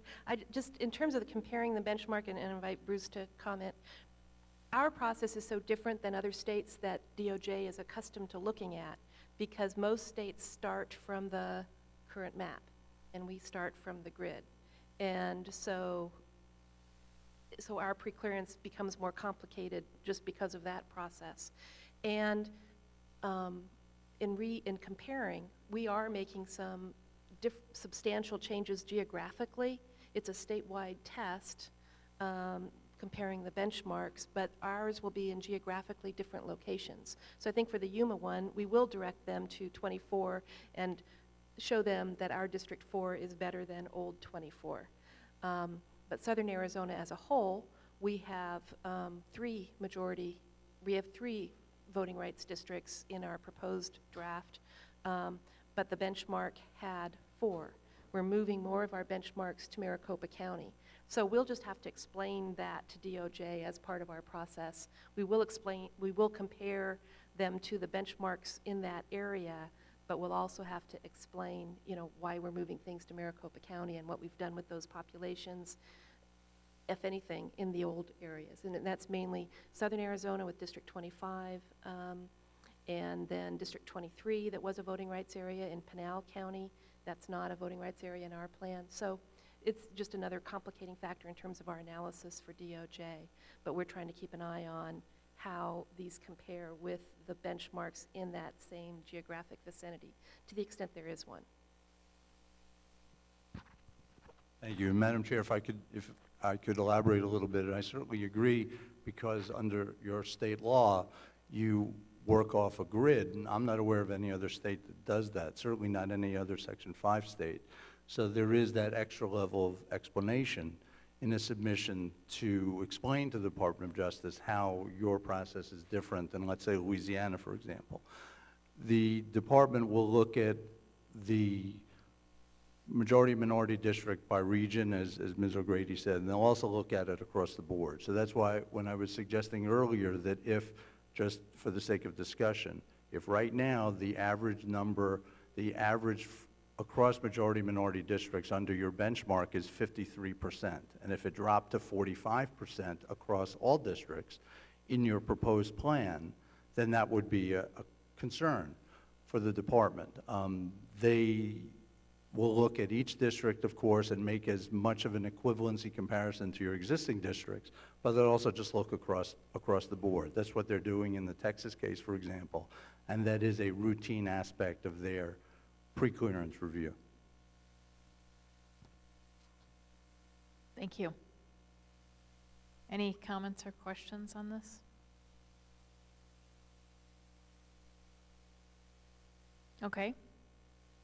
So we've talked about 26, 24, and 4.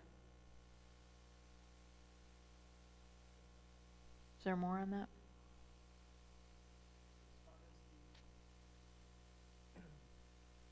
As far as the Voting Rights Act, those are the 3 we started with. We haven't really looked to see where else needs to be improved. I guess those would be, if we're looking for something to be worrisome, those would be the ones we'd be concerned about. The other thing that we can do, and that we can do tonight also, is look at other types of changes that you guys would like to see. I can give some examples of some technical changes that might make sense to make, based off of what Maricopa County asked for, although I think some of those changes, maybe we should wait till we get a little bit closer to the final, because it doesn't make sense to move things, block by block if they're going to be changed anyway. Before we talk about additional changes, is there anything Voting Rights Act-wise on the congressional map that we need to be thinking about, or any tweaks?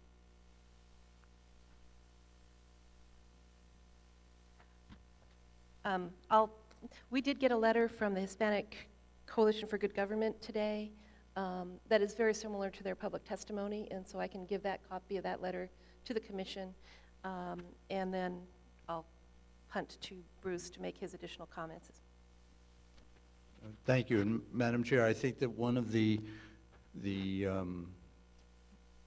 questions that I had with the congressional is similar to the legislative, to the extent that voters, or residents, I'm sorry, residents are included in the proposed districts who are currently in districts that cannot elect candidates of choice, that would be something that would be highlighted and we'd have to look at and resolve. And I think that the Maricopa County District, the minority population is very, very similar to the benchmark minority population.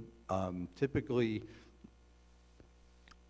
I always have a predilection to see if minority population can be increased above the benchmark, even if the increase is marginal, just as a hedge against potential future retrogression. So that's a question that I had about the Maricopa County District. And as far as the Pima County District, my main question is similar. To the extent that there are residents that are in the proposed district who are currently not in a congressional district where they can elect, well, we need to highlight that and resolve if that is an issue for the Department of Justice. Because again, that is something that they will highlight and want an answer to.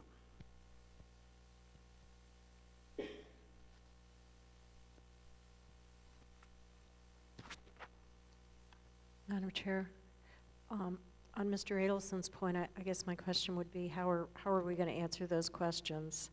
And on a completely separate point, I wondered if before we finish tonight, we could look at Legislative District 2, that minority-majority district, and the beginning that you did for the change report of those changes. I'd like, while we have all of our lawyers, well, Mr. Adelson's here in town, to talk about these issues, what we're looking at, whether there's any way that we can make that swap to bring, Bisbee and Douglas back into Cochise County, move Green Valley back into the Santa Cruz Valley, and find another way to strengthen that district. Commissioner McNulty, absolutely. And I think that what's so valuable about this is in doing the extra level of digging which is required in a Section 5 submission. This may not be an issue, but it's more from my perspective of looking at things that the department will ask about. And I really have to stress that I'm not guessing about this. It's not as if I'm wondering and I'm just pulling things out of thin air. These are questions they will have. So if they have them, I have them, we have them, and we just need to answer them to resolve whether or not there's an issue. Because I think that, as we talked about yesterday, the overwhelming priority is in moving forward to have pre-clearance without a request for additional information so the state can move forward as expeditiously as possible for your elections next year. For that to happen, pre-clearance will obviously need to occur and occur as quickly as it can.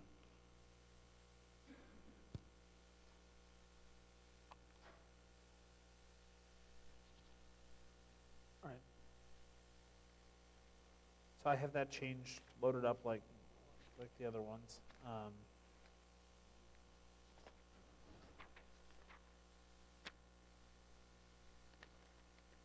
So here's a view of the map following that change that we discussed, which would be to move Green Valley from District 1 into District 2, and for District 2 to lose the area of Bisbee and Douglas, that's in Cochise County, give that back to 1. So kind of zooming in specifically to that area. See kind of how that looks following. Oh, I thought I had it in here, but let me add it quickly.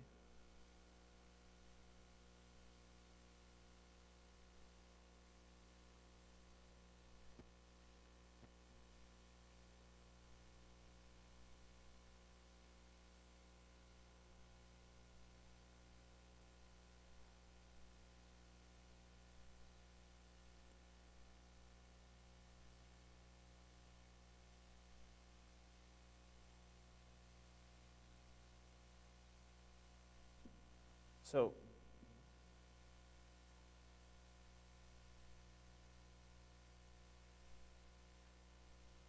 this green area is the old district line. So the current draft is the green. The black line is what it would look like following this change. So if you turn on the census place and we shade that,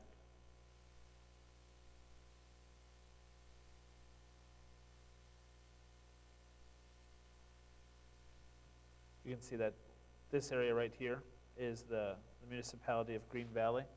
That the line used to kind of run around its western border. Now it follows straight down.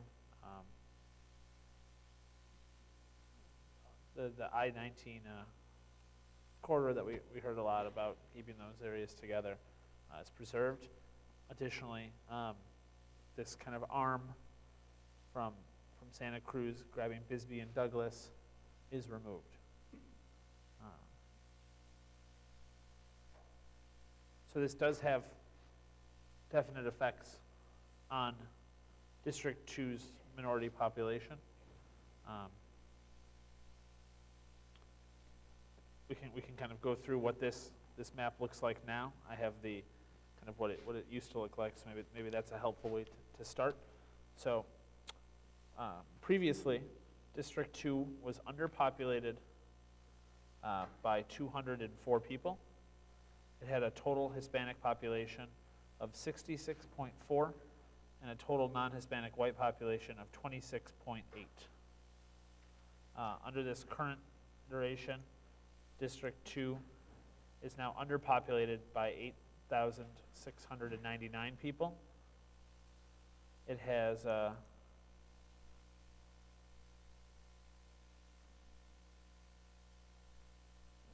add those. I'll just tell you the voting age, so that's available quickly. Current in the draft map, it has a Hispanic voting age population of 61.4 and a Hispanic non-Hispanic white voting age population of 31.7.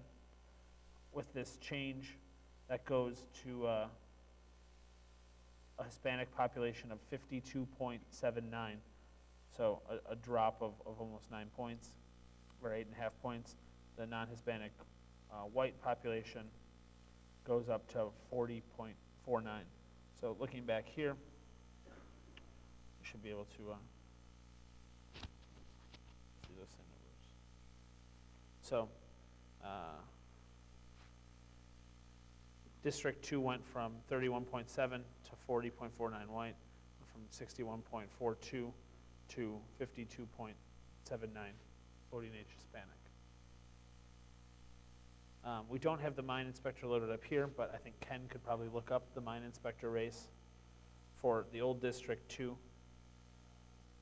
It was 63. With this change, it would go to 56.76.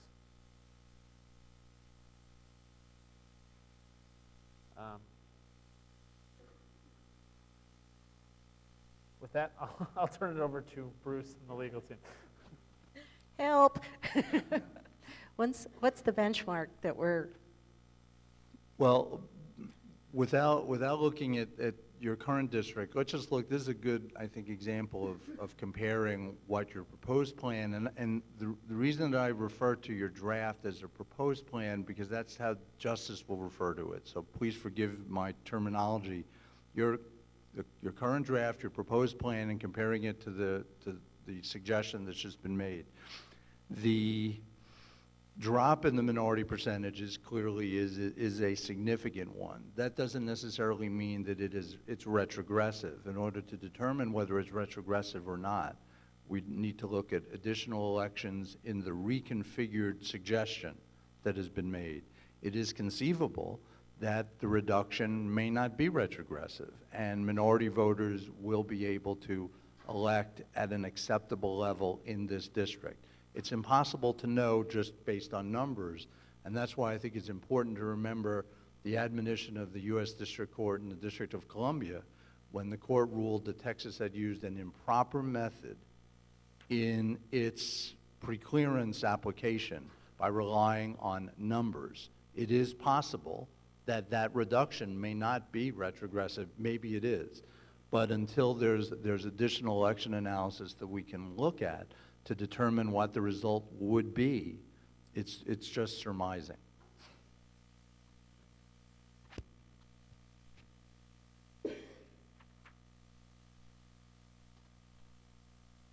So, Madam Chair, Mr. Desmond, are we looking at that? Can we look at that? Can we look at this as a possible district as it's shown here and do that analysis and also look at whether there might be ways to improve it? You know? Yes, we can take this change and expand it a little bit more, balancing more population between districts 1 and 2 to try to minimize the effect. There's a chance that some of the population in that portion of Tucson that's in District 1 can be picked up that might help improve this. So we'll explore that. Do you want to do that right now, or? Not necessarily. Okay. People probably need a break. We can take a break, yeah. I'm sure Marty's ready. It's 6:03 p.m. Should we take a 10-minute break? We'll come back shortly. Okay, recess is over. The time is 6:23 p.m. And we're in the midst of discussing Voting Rights Act issues pertaining to the to the different districts. And so what is our plan here on this district, LD1? The mapping consultant has shown us some adjustments that we might consider in terms of making Cochise County whole and removing that tail that we had initially, and they've shown us the changes. And I guess you'll do a complete change report, or you've already got that calculated for this? We already have the, well, I guess not a complete change report. It doesn't have all the elections we want to look at. So we'll need to run that. Also, my understanding of the instruction was to take these basic changes, and then Mr. Desmond could also look to see if there are any additional improvements that could be made while we're working on this district, and report back tomorrow. My guess is that the minor changes that we looked at in the first 3 districts might be more easy consensus decisions once we have all the information. And it may be that when we come back with the numbers on this, that we're not able, ourselves and legal counsel, to give advice on if this is doable pending further analysis. So that might be something that we need to look at more over the weekend. But let's take a first crack at it tonight. Okay, and we can review the analysis tomorrow. Okay. Any other comments on this, commissioners? I'd like to vote to approve it. Okay. So Mr. Sturts supports those changes as they are already. Cochise County as whole. And then the other change is that Green Valley addition into 2. And then there might be some other little changes around the edges that we'll talk about tomorrow, depending what you find. Right. Great. Okay. Any other discussion we want to have pertaining to Voting Rights Act analysis for LD or CD? Madam Chair? Yes. Prior to the break, Mr. Adelson was going through a description of the process, and he was using some phrasing that was very typical to him in regards to maps that are for submittal. And during the break, we had the opportunity to do some clarification of that, and it might be to the benefit of the audience and the commissioners to revisit that for a moment. Commissioner Sturts and Madam Chair, and I will sometimes apologize for slipping into Department of Justice parlance. The Department of Justice views maps that are submitted to them as proposed, and in my examination of various redistricting plans, be it the Commission's draft plan or other jurisdictions' draft plans, I tend to call them proposed plans. And Commissioner Sturts is certainly correct that this is not proposed as far as being proposed to the Department of Justice. It is a draft map. So I will apologize for any slippage of parlance and forgetting that I'm not with the Department of Justice anymore. But I tend, as I said, I do tend to look at this from the perspective of what the department will do. But I certainly take the point that this is clearly a draft map. Thank you. Madam Chair, Mr. Straussman. if I may offer a suggestion, this came up in some of our meetings earlier today and yesterday, the confusion when we have drafts with the lowercase d and draft with the capital D and the proposed map, that perhaps we should use draft to refer to the maps that were taken for the 30-day comment period, use working map as the terminology for the maps with adopted changes. So when the commission tentatively adopts a change, that becomes the working map. And then when the commission actually votes to approve a final map, that will become the proposed map.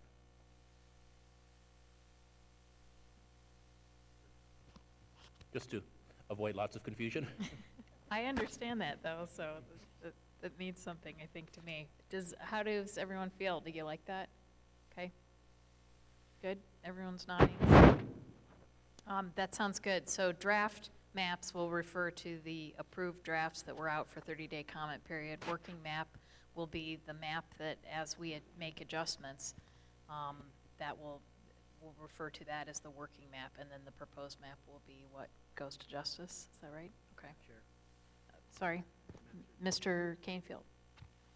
I would suggest that rather than using the term proposed, use the term final to mirror the language in the Constitution. Good. Okay.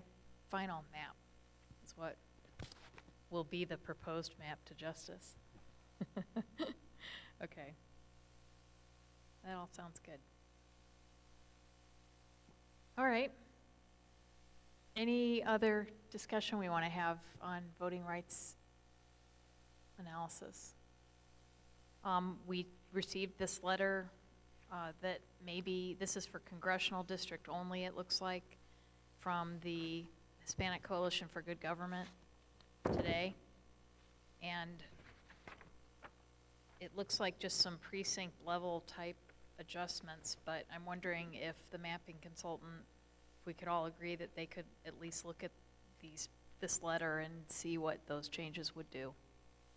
Yes, Madam Chair, we'll look at it. We may need some additional follow-up if there are neighborhood or place names used that aren't standard census terminology. So I'm not sure if we'll be able to have it for tomorrow, but we will look at this and work with the coalition if we need additional information. Madam Chair? Mr. Sturts? One point of caution is that I would hate to say that this letter, although as I made comment during the break, is all about communities of interest and geographic features and relationships between communities, and not about statistics and not about ability to elect, is incredibly important. I don't want to give any less weight or any more weight to this document than I would to any of the other 6,500 pieces of public commentary that have previously come in. So I can't, although this is absolutely relevant, and it's great to see that right now we're going to be taking and utilizing and reviewing all the remaining 4 items of the Constitution as they reflect to these existing in the draft map, the CD2 and CD7. So I just wanted to make a clarification of that point. Right, and yeah, CD3 and CD7. Or CD3. And it's, and the reason we're bringing this up now is because they are voting rights districts, and it is very relevant to consider that now, even though the kinds of changes may relate to other pieces like geography, as Mr. Sturts mentioned, but I think it's definitely relevant to the voting rights analysis that we're trying to get through this week while Mr. Adelson's here. So, anything else on congressional, again, in congressional or legislative with voting rights?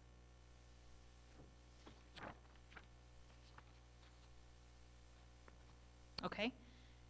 Are there any changes, anything else we want to give to our mapping consultant or talk about in terms of other changes that we would like to talk, either congressional or legislative maps. Did anyone have any thoughts? We talked about this a little bit yesterday.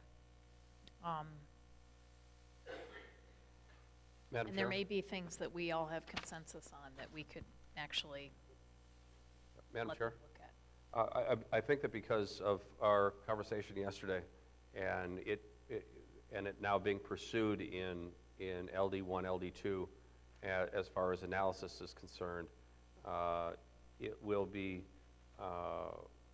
there are,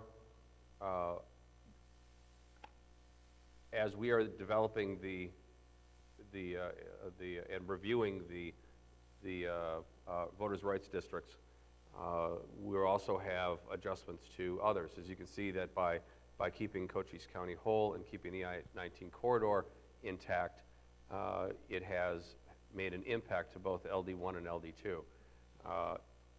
It would be incumbent to pursue this as a study for which is what I believe that Strategic Telemetry is going to be doing this evening, coming back to us and giving us some their analysis, and make that the first point of our conversation tomorrow, so that we can start to look at any of those other areas around the state that are criteria that we've heard through public comment that we would like to have integrated in or balanced in, that may have effect or have intended or unintended consequences against some of the voters' rights districts. Okay, any thoughts from other commissioners on that?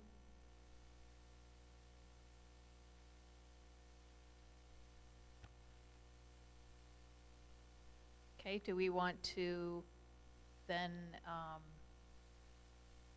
essentially wait till tomorrow and see, and we can come back with our ideas based upon whatever analysis we're shown tomorrow on the voting rights work that they're going to be doing for us tonight? Or other thoughts? Pathways? I think that makes sense on the legislative maps to it sounds like you've got homework for tonight on those maps. I had some thoughts about the congressional map that I'd like to talk about, and I'm not sure. It sounds like you have enough to do tonight, so I don't really want to load you up with stuff. Yeah, we would, I don't believe we would be able to get anything additional tonight. We'd be happy to take the notes now or at the meeting tomorrow. We'll have a 3-day break before the next meeting and be able to get a lot more done. Okay, all right. I'd be happy to do both, give you notes and then kind of run through it in the morning or whenever we're meeting tomorrow, 1 o'clock. One.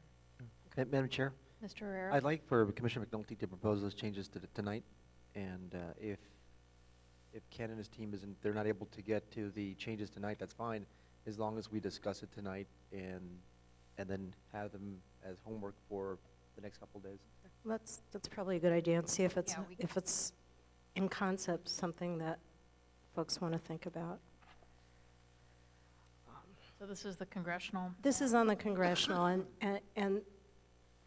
and my thought is to make minor changes that would solve some significant issues that were raised in the public comment period. One of those being to keep Cochise County whole, one being to reduce the size of CD1, increase the compactness a little bit. One being to consolidate Oak Creek, the village of Oak Creek with Sedona, and one being to consolidate Fountain Hills with urban Maricopa County. And I think what I'll do, rather than go through this in a lot of detail, is just to give you the concept. If we make Cochise County whole, we move about 7,600 people from CD1 to CD2. So we take the you know, all those ranching communities from Cochise County that we had made part of CD1, and they become part of CD2 again, and Cochise County as whole. So once we've done that, we need to adjust CD2 for that increased population. And I looked at an area near Littleton, the census place, Littleton, in Tucson, which isn't really a real place, but is a census place, kind of south of 22nd Street and east of I-10. And there were a couple census tracts, 21 and 410501, and they appeared to equate, you know, pretty well with the population that we were bringing into CD2, and I can give you my notes, so you don't really have to. So then we'd have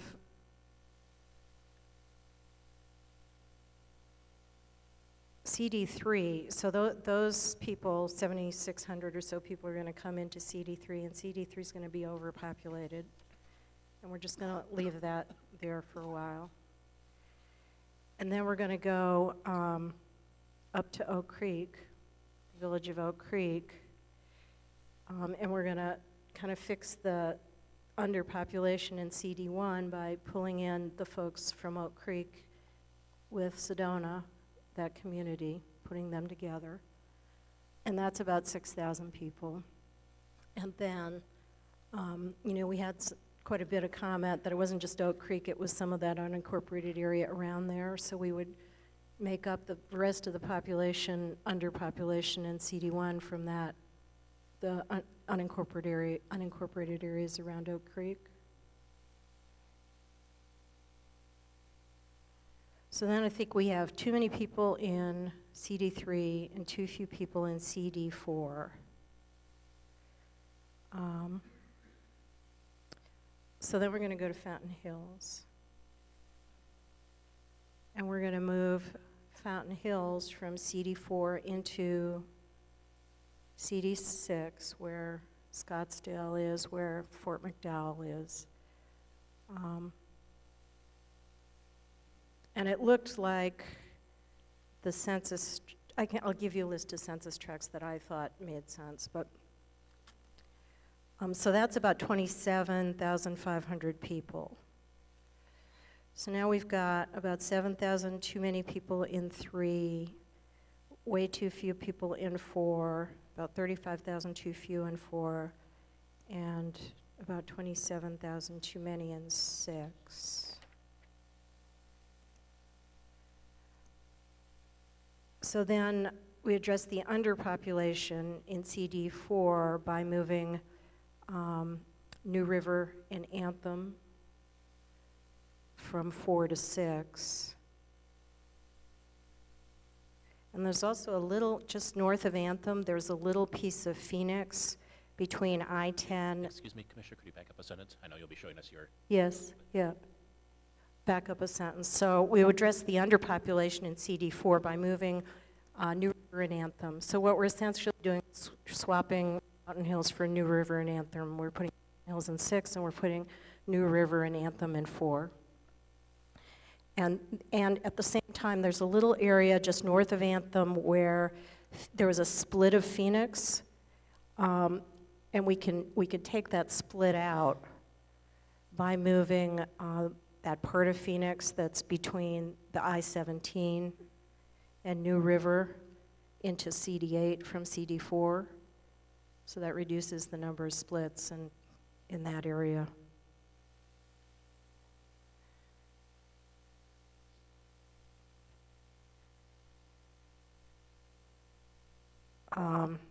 Then in the northwest portion of Maricopa County, there are a couple splits there. We would move the part of Maricopa County that was in District 4 to District 8. That's not very many people, it's about 775 people, but it reduces, it's another split that's gone. And similarly, Peoria and Wickenburg are split between 2 districts, and there's some unpopulated areas there. I think we can make them whole in 8. And it's not necessary, but just when, looking there, that reduces another couple splits.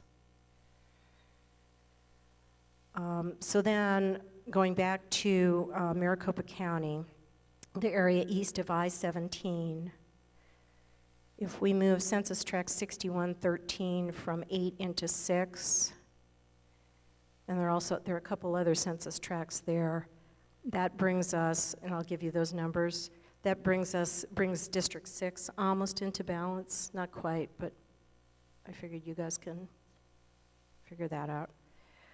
And so then what we're left with is an imbalance between 8 and 3 in the Goodyear, and if we go to the Goodyear area, Goodyear is already split once. We can adjust the population between 8 and 3 in Goodyear without having any more splits in Goodyear, but just balance that out. And then we would have gone around all the districts. Cochise County would be 1 whole district. The Lobster Claw would be gone. Fountain Hills would be back in with Metropolitan Phoenix. Oak Creek and those suburban areas would be together with Sedona. CD1 would be a little smaller. So I ask that we look at that. Okay. The one thing I just want some clarification on for all of these changes to the congressional map is since we do have a much higher burden in the congressional map to achieve a 0-person population deviation, I guess it's our thinking that while exploring these changes, if we could keep that to maybe a couple hundred people, but not necessarily zero it out for every one of these changes you want to look at. Obviously, when we do zero it out, that would be another change that you guys would have to approve, but I think we could get a lot more done if we're not necessarily trying to find the census blocks that have 3 people to move from one to the other to balance. So when we do this type of change, if that's all right to not present an absolute 0 population deviation, I think that'd be helpful. I think that's fine, and I didn't try to get that close, but my perspective on these changes is that this is kind of what I want to see in the congressional map. I want to make small changes that have significant benefit in terms of the public comment. And these, I thought, were some of perhaps the more significant public comments that we could actually affect. There were some things that we simply can't do. For example, you can't have a rural district, wholly rural district that's small, and we got a lot of comment in that regard. And there are certain things just because of the Voting Rights Act that we can't do. One of them being having purely rural districts. Another one being keeping a couple counties whole that we simply can't do because of Voting Rights Act issues. But these, I thought, were things that can be done with very modest changes to the map and without having a lot of consequences, a lot of ancillary consequences. Madam Chair? Mr. Sturts? When we had this discussion of process yesterday, we were talking about trying to not have to go through a variety of different iterations of directions or directives given to the mapping consultant to come back with different mapping scenarios. And I'm wondering if this is the best, if there's been a change of course that's taken place. I'm not sure if there has or not, but it appears as though that we're going to be, as individual commissioners, giving modifications to the draft maps to the mapping consultant to make changes to come back with for analysis. If I could comment on that, what I was suggesting yesterday was that we discuss in concept changes that we would like to see, and and include in that discussion what we thought the ripple effects were of those changes. And then see if, as a group, we have a consensus that that's something that we would like to look at. And if it is something we would like to look at, then the mapping consultant would go ahead and work on it and give us more information. So I'm not really directing Ken and Willie to do anything. I'm proposing this as as a group of minor changes that I think would have major impact on improving some of the comments that we heard for consideration by the group, with the request that if we have consensus, we ask Ken and Willie to look at the changes in more detail. Mr. Herrera? Just a quick question for Commissioner Sturts. Is there any changes that, proposed changes that Commissioner McNulty made that you like? Following along from the beginning, I wasn't tracking it in such a way to be able to track along, and I was not taking the copious notes that strategic telemetry was taking. I was following along with the concept that there were adjustments that she was laying out to certain districts and bringing certain cities combined with others. I think that there is, I think that there's probably a reflection of that testimony that ties back to commentary that we received during public comment. And there is going to be, for example, the Fountain Hills question, the keeping Cochise County whole, the reducing the mass of CD1. Some of those things are relevant. So I think that those were comments. There are, again, as I've said before, there are multiple ways to approach the same solution. Reducing the mass of CD1 can happen from, not just from the south, it could also happen from the north. Some of the other aspects of what we were talking about. So unless I would really, and I think that from a 30,000-foot view of making these adjustments, if the quickest way to do this, I think, would be, it seems to me that Ken, you and Willie were taking copious notes. If you could distribute those through Mr. Bladine, at least it would give us, before you're doing the drafting work, to be able to look at how the concepts were and how those concepts would be viewed, so that we could have that level of dialogue at the commission level.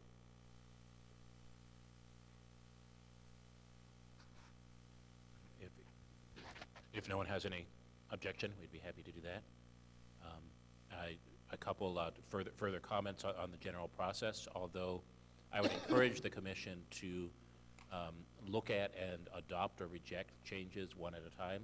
Commissioner McNulty's changes generally had a ripple effect around the entire state, so I'm not sure the extent to which we would be able to separate them out.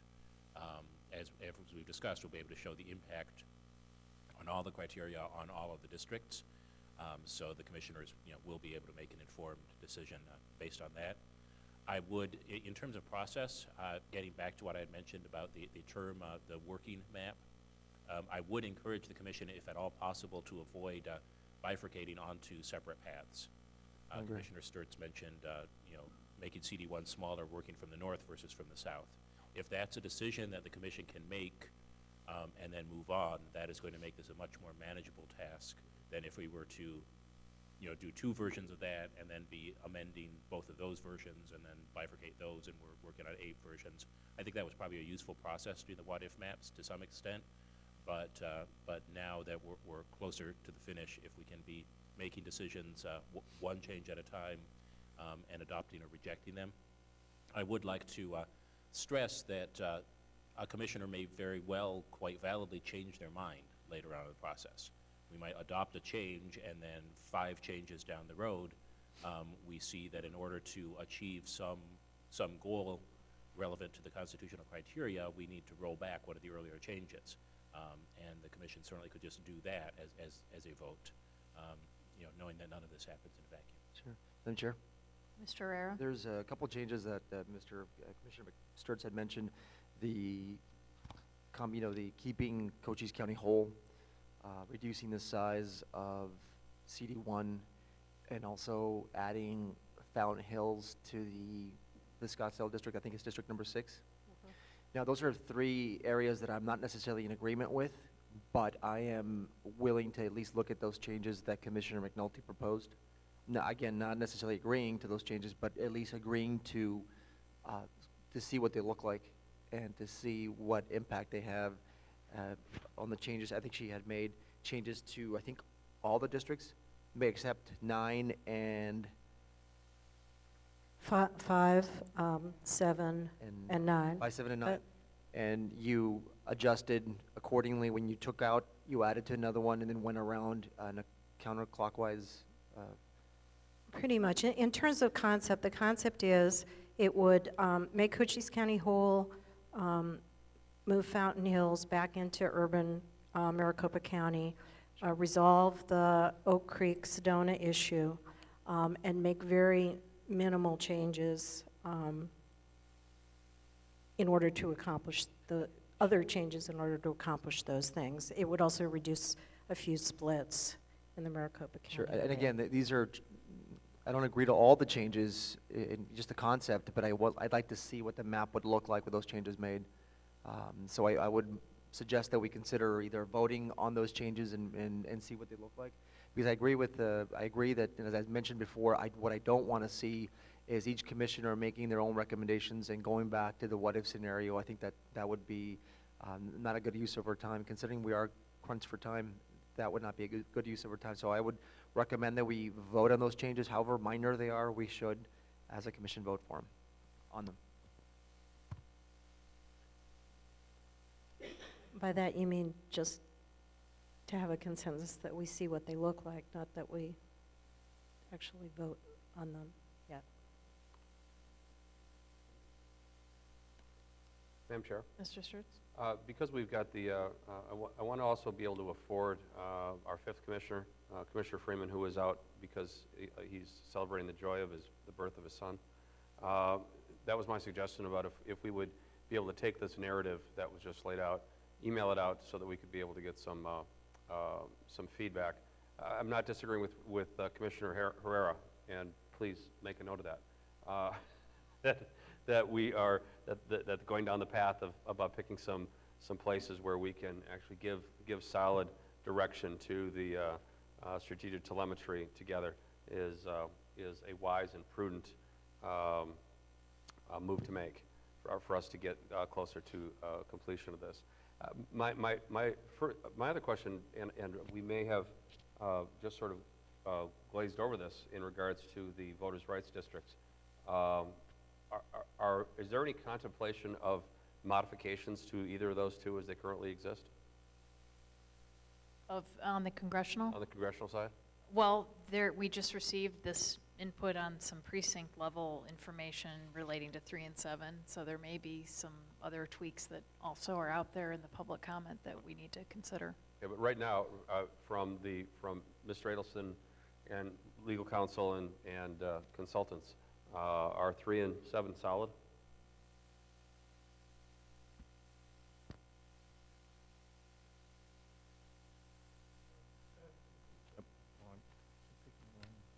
Commissioner Sturts and Madam Chair, going back to what I was saying before and the questions that I have about, to the extent, and there may not be any residents like this, to the extent that you have residents in these 2 districts that are currently in congressional districts where they cannot elect candidates of choice. That's a question.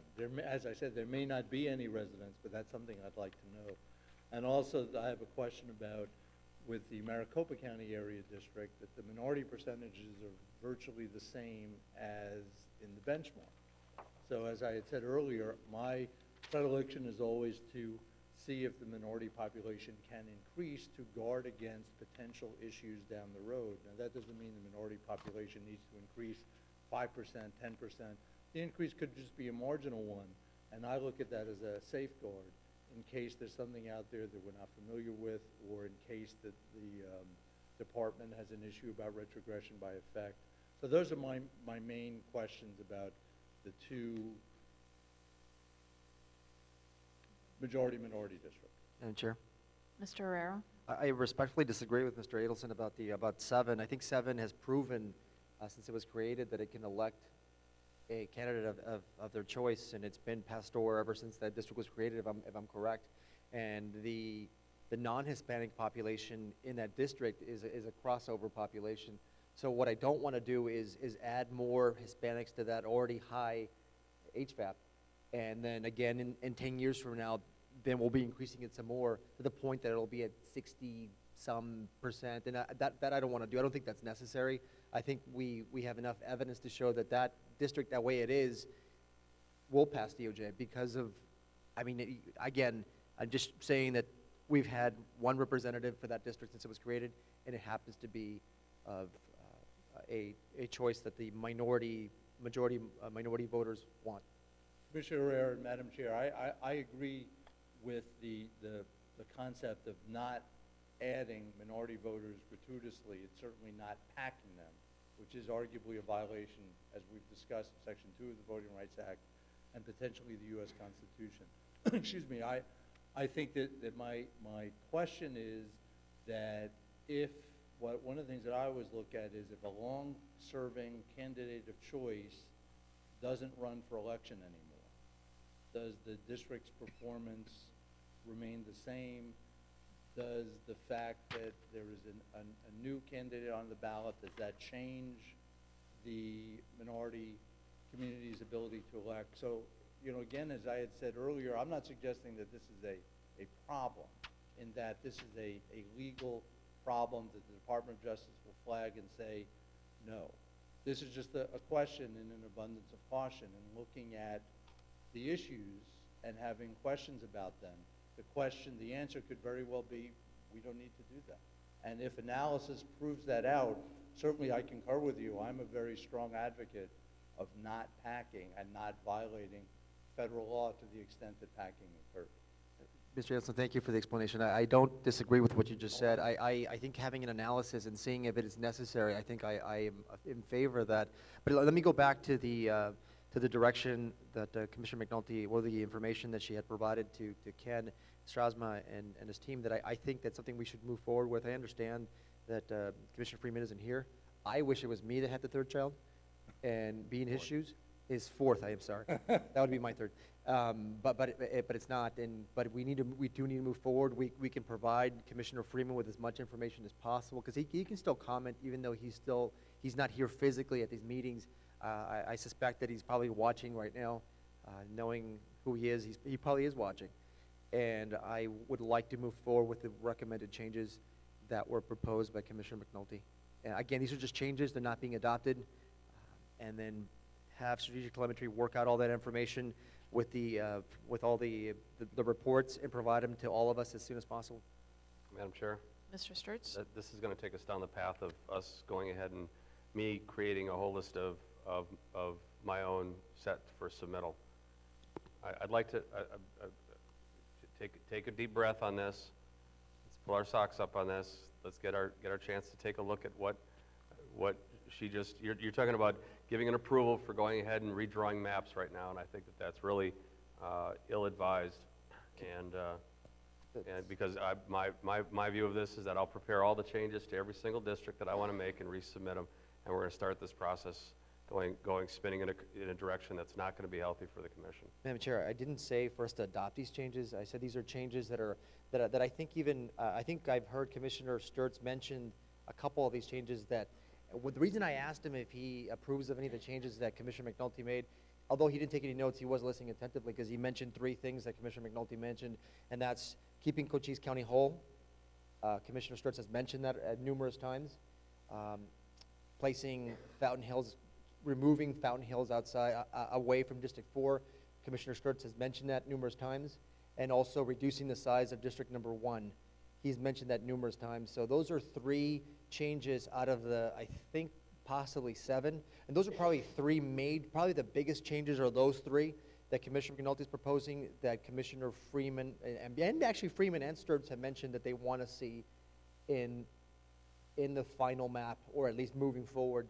So I don't think that these are changes that are just were pulled out of the air. These are changes that I can look at the record that Commissioner Sturts has mentioned that he wants to see. And again, these are just proposed changes. We're not adopting anything. So what I'd like to say is, I feel like there is consensus of the 4 concepts that Ms. McNulty just mentioned. Keeping Cochise County whole, increasing the compactness of CD1, consolidating Oak Creek with Sedona, and consolidating Fountain Hills with urban Maricopa. Those 4 things can be achieved likely in different ways, and even though she got down to precinct level moves or ideas of census tract level moves that Mr. Strasma and Mr. Desmond can explore, I'm sure there are other ways to do it too, but I would think that we could all, I would hope that we could all move forward on just the concepts of those 4 things, and then let them do the analysis. They can do exactly what her notes say, and we'll get a copy of those. And if we don't agree, or we think there's a better way to accomplish those 4 things, then we'd have another commissioner propose those. So to me, that seems like a reasonable way to do it, and they can start at least with her notes, since she's done work on this, and we'll all have a copy of it. And then if we don't like something, or we think it could be done better in a different way, we can explore that. So could we get consensus at least just to do those, to accomplish those thematic Well, Madam Chair? things that she presented? I mean, we've had equal level of testimony regarding keeping Greenlee and Graham counties whole, as well as keeping Cochise County whole. So let's add keeping Graham and Greenlee together as well. That used to be one county years ago before it was split. We heard a lot of testimony about that. So if we're going to start going down and trying to drill down on those levels, I'd like to get, if that's what we're going to talk about doing, that's fine with me.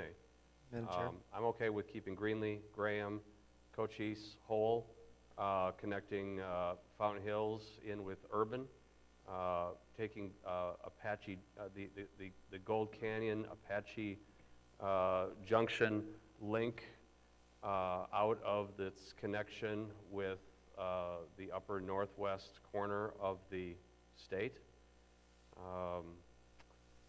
I'm comfortable with the Cottonwood, the fire district that you had mentioned, Commissioner McNulty, area. I'd like to add that all of the I-19 corridor be kept whole. We heard substantive testimony about that, and that there be a relook of bringing southern Pinal County, Saddlebrook, and its adjacencies, as well as Marana, the western Marana, which is right now split into 2 districts, back into a single district, along with Saddlebrook, Oro Valley, all of Marana proper. Madam Chair? Mr. Herrera? You know, I think all of us can probably go through the same list of things we want to change and have a laundry list, as Commissioner Sturts just had. But I don't know if that's the right move. Again, it'll be taking us back to what-if scenarios. The changes that Commissioner McNulty proposed were significant. To me, they were. I don't agree with all of them. There's some of them that I do agree with, and there's some of them probably that Commissioner Sturts agrees with. And that's the whole thing about compromise. You know, I don't want to remove Fountain Hills out of District 4. I don't want to do that. I don't want to combine or keep Cochise County whole, and also remove the size of District 1. I want to keep it the way it is. But again, I'm willing to look at those changes that Commissioner McNulty's proposing, because there are some changes that I like. And that's the whole thing about compromise.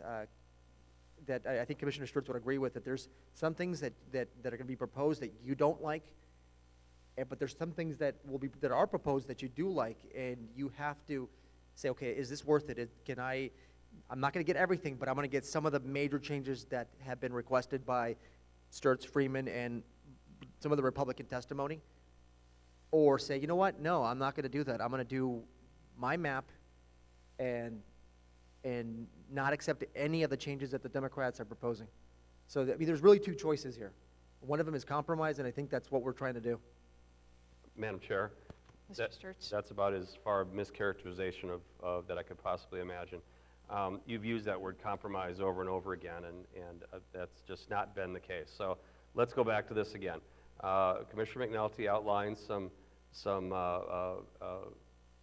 adjustments that were made that were subtle and small adjustments that Commissioner Herrera may or may not like, that other commissioners may or may not like. I have done the same thing based on the public testimony that I've received and that you've received and that we've received, and I have added those items to the list of Commissioner McNulty. There is no reason at all that if we're going to go down the path of making 1, 2, or 3 changes that we shouldn't look at these 5, 6, 7, or 8, or 9. So let's add this list to the ones that Commissioner McNulty added, and let's have a strategic telemetry go ahead and have a run at it. Madam Chair? Yeah, just in the interest of time, what I'd like to do is make a motion that we allow strategic telemetry to move forward, creating a working map with the changes that Commissioner McNulty had proposed. I think this is the only way this is going to work for us to be able to, as I mentioned before, and I'm being consistent, for us to be able to vote on the proposed changes for the working map. Because if not, we're going to be here all night, going back and forth as we were yesterday, pretty much saying the same thing over and over again. So my recommendation is to vote, move forward, to have strategic telemetry work on those changes that were proposed to see what they look like. I think that is a good idea. There's some changes that Sturts likes. I know there's some changes that he likes. There's some changes that I like. So that would be my recommendation, or my motion. Well, I don't think we need to do motions and voting right now, but I do think this isn't the extent of all the changes for the adjustments. I mean, what Ms. McNulty just presented isn't every thing that we've heard in public comment, and granted, we can't do absolutely everything that we've heard because a lot of it conflicts, so we're going to have to do the best we can.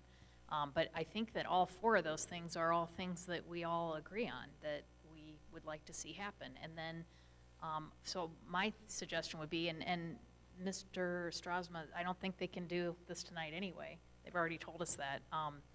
But for us to, if they can, that's teed up. She has notes, and she'll make sure that we get all that. I think that you and Mr. Freeman, if you guys have things too, the list with also the ripple effects attached that you can share with all of us, that would also be helpful. And then, yes, I think they should explore those. We'll have to see how things unfold. But I do think these 4 things were all things that we heard a lot about, and I think all agree on.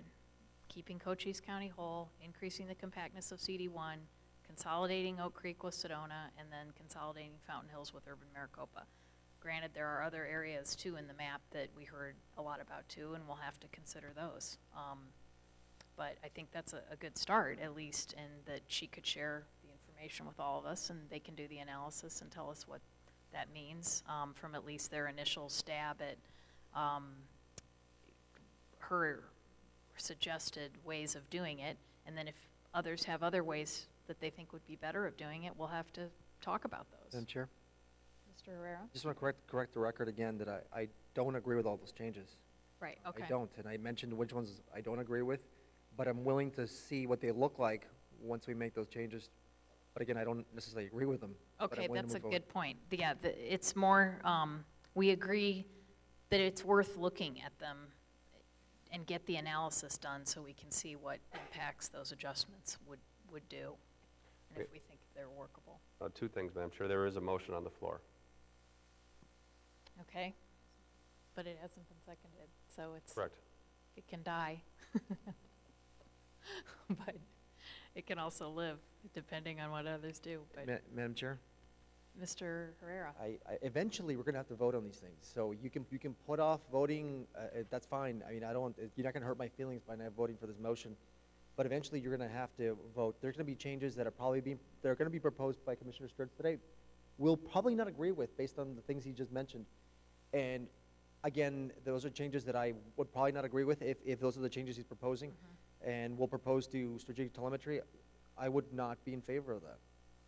So we will have to, if we're going to send strategic, every change that each commissioner wants to make and have their own map, again, we're going back to what we were doing before. It was a very productive project that we all did and were involved in, but with the creating final maps, it probably is not a good use of our time.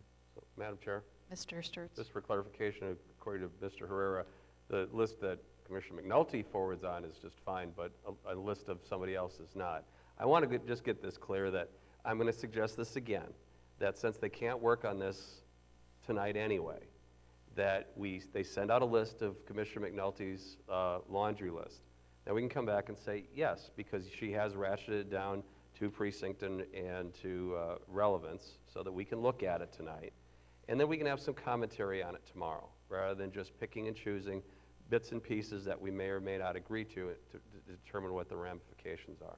I think that they've got their homework for tonight. Let's get the distribution of Commissioner McNulty's notes in our hands so that we can have this as an active discussion point tomorrow. Madam Chair, just quickly, Mr. Herrera? the changes that Commissioner McNulty proposed there's nothing new.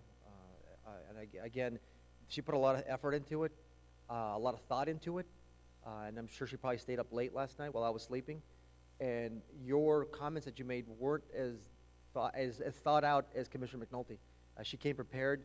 She was the only one that came up as prepared as she did. I wasn't as prepared as she was. Commissioner Mathis wasn't, and neither were you.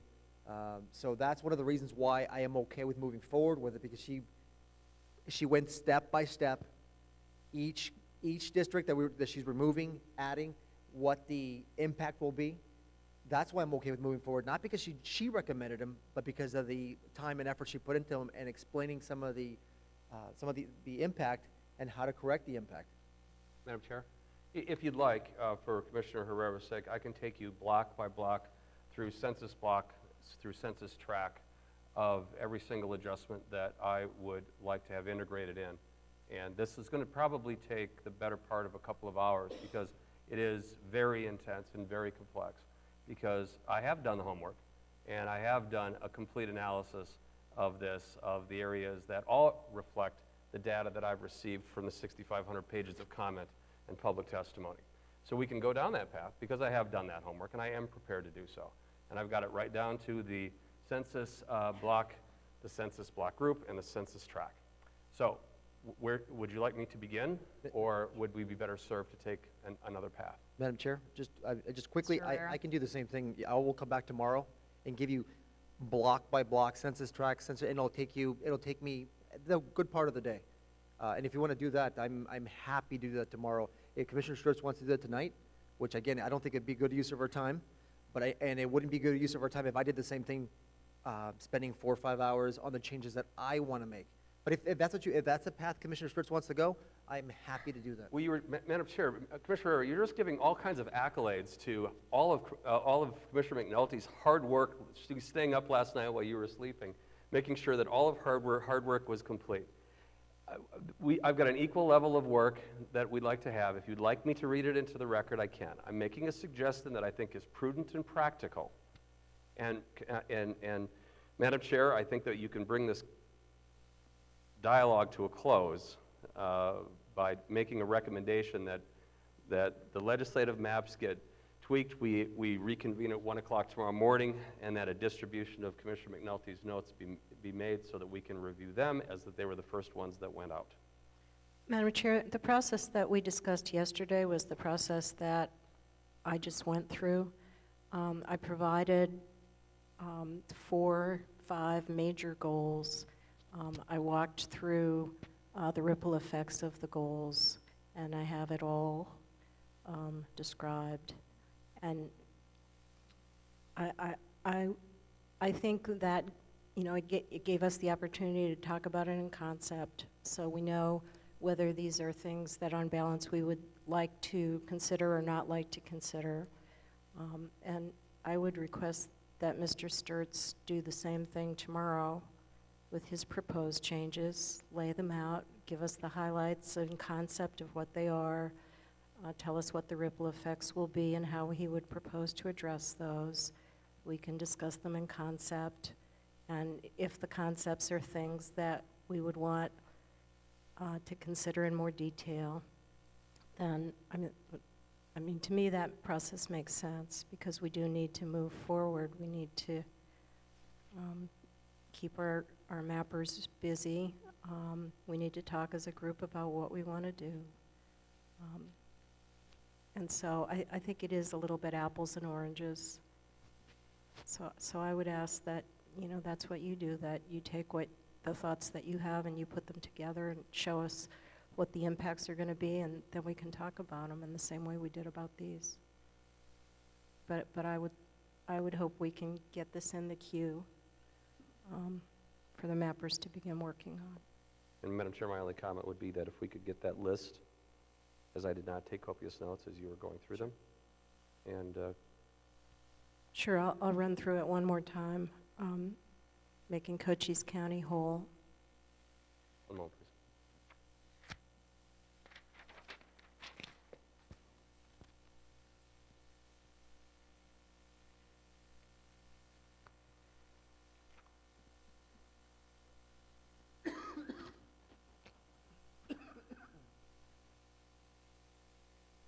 Number 2 is reducing the area and increasing the compactness of CD1 somewhat.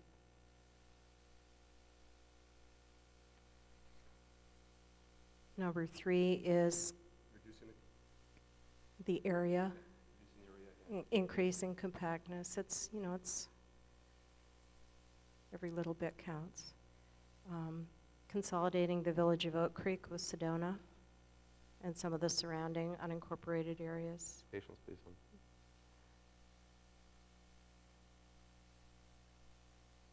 Could you repeat the Sedona, please? Consolidating the village of Oak Creek with Sedona.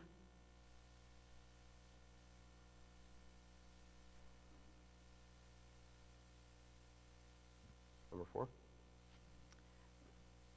Moving Fountain Hills into CD6 from CD4, so that it's in the same congressional district with Scottsdale and Fort McDowell. Number 5.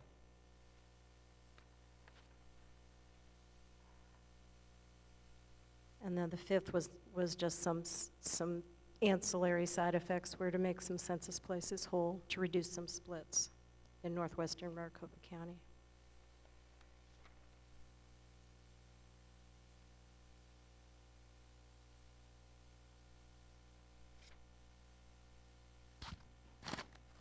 Thank you. You're welcome. That was easy. Okay, so we've lost Mr. Herrera, but you're going to be working on Voting Rights Act information Correct. tonight. And then tomorrow we'll be discussing this more, and Mr. Sturts will be bringing his ideas to the table and share those notes with us too. So I think we have a game plan. Does that sound good? Mr. Herrera's hopefully okay with that. Okay, well, with that, I think we move on to the next agenda item, which will be, I believe, public comment. I just have a couple request to speak forms, and if anybody would like to address us, please fill one out. I'm just making sure there was nothing else. Yeah, that's it. So public comment, and I only have 2 actually. Oh, there will be 3. Moher Sidwa, representing self from Tucson. I don't know if she's still here. Adolfo Echeveste. He left, okay. Chase Williams. I think this happened yesterday too. Deja vu. Chase Williams, C-H-A-S-E-W-I. Ready? Chase Williams, C-H-A-S-E-W-I-L-L-I-A-M-S. I just want to thank the commission for starting to talk about changes today, because a lot of the voters who are sitting at home are kind of wondering where we're going next. But specifically about a few of the changes, when we look at the changes you're going to make to 26, I, as a resident of 18, would just like to reiterate the importance of competitiveness in that district. Our current district, which is LD 20, is decently competitive, but 18 is much more competitive. So I'd request that if you are going to make changes in the southern part of 26, that we make sure the competitiveness of 18 is not affected. Also thinking about the elementary school districts that exist in that area, Kyrene and Tempe, as well as the high school district, because some of those lines along baseline especially could be impacted by some of those changes. Additionally, with the congressional map, obviously we'll see the analysis of Commissioner McNulty's proposal, but I would just like to reiterate the importance of competitiveness in all those districts, especially in the district that currently, I guess, won, whatever the district that encompasses the Navajo Nation, and make sure we protect the competitiveness in that district. Because remember, we do have 4 Republican districts and 2 Democratic districts and only 3 competitive districts. So if McNulty's changes do alter that competitiveness, I'd like to reiterate that we shouldn't put those into place. And then finally, on the question of the Voting Rights Act, I think that Mr. Sturts and Mr. Freeman need to remember that the federal does become before the state, regardless of whether the state constitution does list 6 items. If we don't prioritize those federal items first, we're never going to have a map, and we're going to be back here in 4 months trying to do this all over again. Our court's going to take it over, and we're going to be back here in 2013 trying to redraw maps again to meet the requirements of the federal requirements of the Voting Rights Act. So basically competitiveness and make sure we're protecting those Voting Rights Act. Thank you. Thank you. Our next speaker is Leonard Gorman, Executive Director from Navajo Nation Human Rights Commission.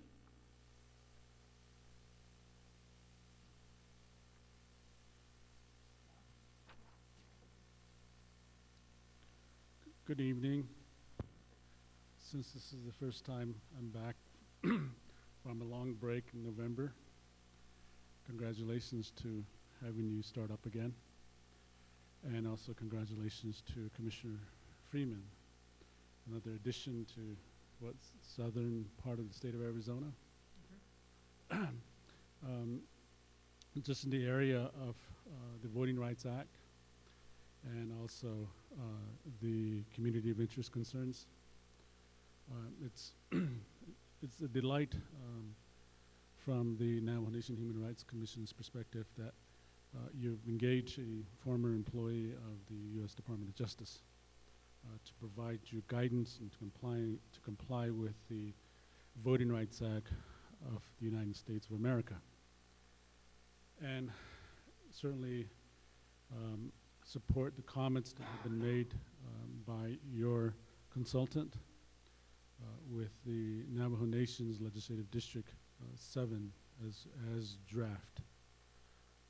Navajo Nation has very strong concerns about the voting performance of our citizens in that portion of the United States, the state of Arizona. Just some key factors to take into consideration when you continue to examine LD 7 along the lines of the comments that were made by your consultant. I think there's a strong opportunity for you to increase the Native American voting age population in Legislative District 7. And as we had mentioned many a times in the month of October, some of the factors that need to be keyed in on as you go along in examining the voting performance are, as an example, the populations on the Navajo Nation. While there are a significant number of voting age populations, however, significant number of those voting age performance levels are more in the area of 40 years on up, while the population seems to be more centered on ages from 18 to 40 in the voting age population. Those individuals, their performance level is relatively low as contrast to the voting age population 40 on up. Now, the other aspects that really need to take into consideration in determining the increase in the voting age population in LD7 is the fact that Navajo Nation is a very rural area. And then not only the concerns about during the day of the election when you have weather conditions that may impede on voters' travel, residents' travel in those areas, but also the concern about the voting precincts versus on the Navajo Nation versus the voting precincts by the state. There are a tremendous amount of concerns related to to those issues. Oftentimes we find Navajo people, Navajo voters that have a very difficult time canvassing the precinct areas and often get confused between Navajo Nation elections and also state elections. People often see, particularly in the voting age group that I referred to, 40 on up, have a significant concern about having to travel from one polling place to the next polling place to cast both the Navajo Nation ballot and also the state ballot. So those are some of the factors, as I understood, that was explained to you. It's not only the percentage, Native American voting age percentage as a concern. It's not just a number concern, but also those are some of the key factors that need to be taken into consideration. As far as the congressional district is concerned, the Navajo Nation, I think, has a very generous forethought 20 years, 30 years from now. And it is a hope that somewhere, at least maybe 15, 20 years from now, that there would be an opportunity in which the district in which Navajo Nation is located in would become a minority-majority concern and relative to the Voting Rights Act. So I think those are the concerns that the Navajo people have and the Navajo Nation has. So taking those type of factors into consideration, bringing down the number of Native American voting age population, the current LD1 would have some significant concerns by the Navajo Nation. I think if there's an effort to, when you tweak and ensure the compactness of CD1, that those would also be a factor in assuring that the Native American voting age population in CD1 is taken into consideration. And finally, the community of interest aspects. I know that there are many concerns that are raised throughout your second round of hearings, public hearings, and particularly in the area of the Flagstaff region and the Navajo Nation regions. I think in this time and age, in this date and age, the Navajo people, and specifically through my office, the Navajo Nation Human Rights Commission, we've been very active in illustrating and hopefully educating the Arizona public about the indigenous people's concerns, not only in the state of Arizona, but also throughout the United States, and the kind of history that placed the state of Arizona in a situation where it's now a covered jurisdiction. And I think those are the concerns that we have when we talk about the northeast region, the state of Arizona. Places that we've noted are of community of interest are not only just because that Navajos have migrated into the border town areas, but also there are traditionally used areas, lands that have been traditionally occupied and used by the Navajo people, indigenous peoples, long before people came from Europe, which is now Europe. And those are still in our minds, in our lives. These are imprints that we have as indigenous peoples of the state. We are taught from birth on up about sacred sites. The San Francisco Peaks is a very important mountain to the Navajo people and various other indigenous peoples around that area. And I think our effort here as a human rights concern is to ensure that the proper attention, proper consideration are provided throughout the processes that are available in policy making in the state and in the federal. So that's some of our primary concerns. So when iterations or concerns that are being put forward that competitiveness needs to be a factor Navajo Nation is not necessarily concerned about competitiveness. It's really concerned about a lot of these fundamental aspects of our daily lives. And these are some of the accounts that we presented to you throughout the course of your second public hearing, and even before the second round of public hearings. So I just wanted to recap on some of those issues, and we will be, hopefully we'll be able to participate as often as we have in the past throughout the course of your discussions and deliberations, present public comments. And again, thank you very much for allowing the Navajo Nation Human Rights Commission to provide public comments. Thank you, and have a wonderful evening. Thank you, Mr. Gorman. I have a quick question. I'm not sure I understood this, and you made reference to it, and I wondered if you could just explain it again. But you made the distinction between Navajo Nation elections and state elections. Can you talk about that a little bit more and your purpose for bringing that up?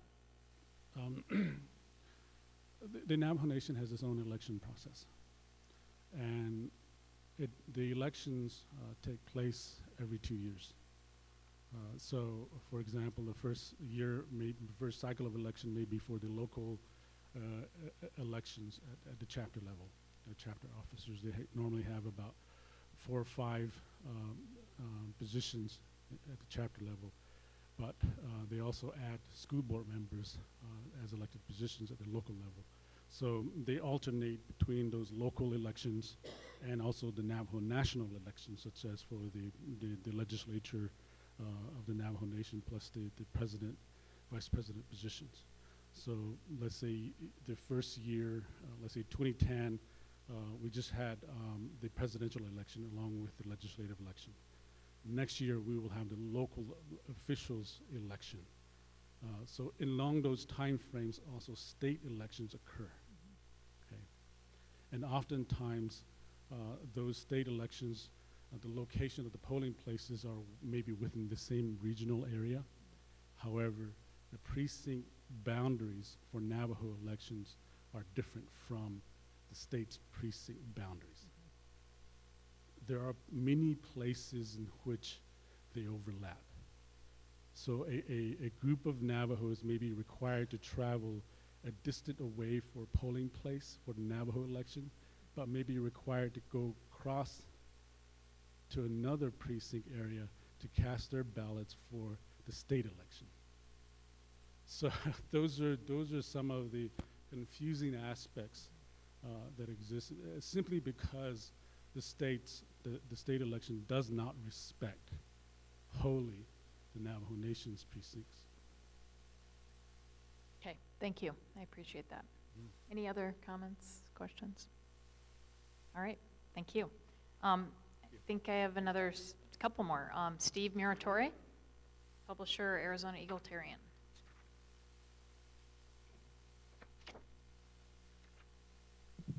Thank you, Madam Chairman, Commissioners. I had a specific issue with a boundary for the congressional draft map. Right now, at where the 101 and the 202 intersect in the East Valley, about a mile north of that is McKellips Road, and you have a little part of,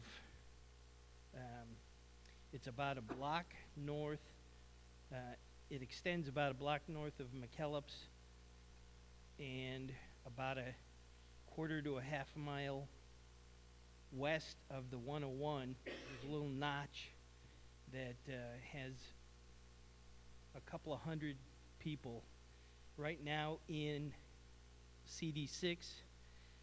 I'd like to see that area move to CD9.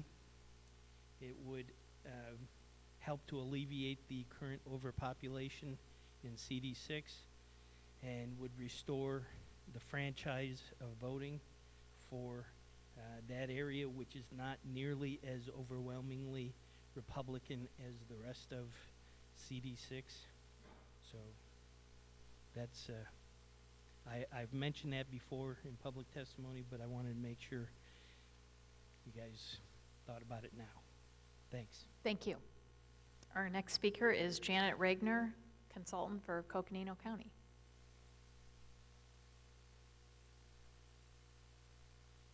Good evening, Commissioners, and I too would like to welcome you all back and thank you again for all your work, and also congratulate Commissioner Freeman.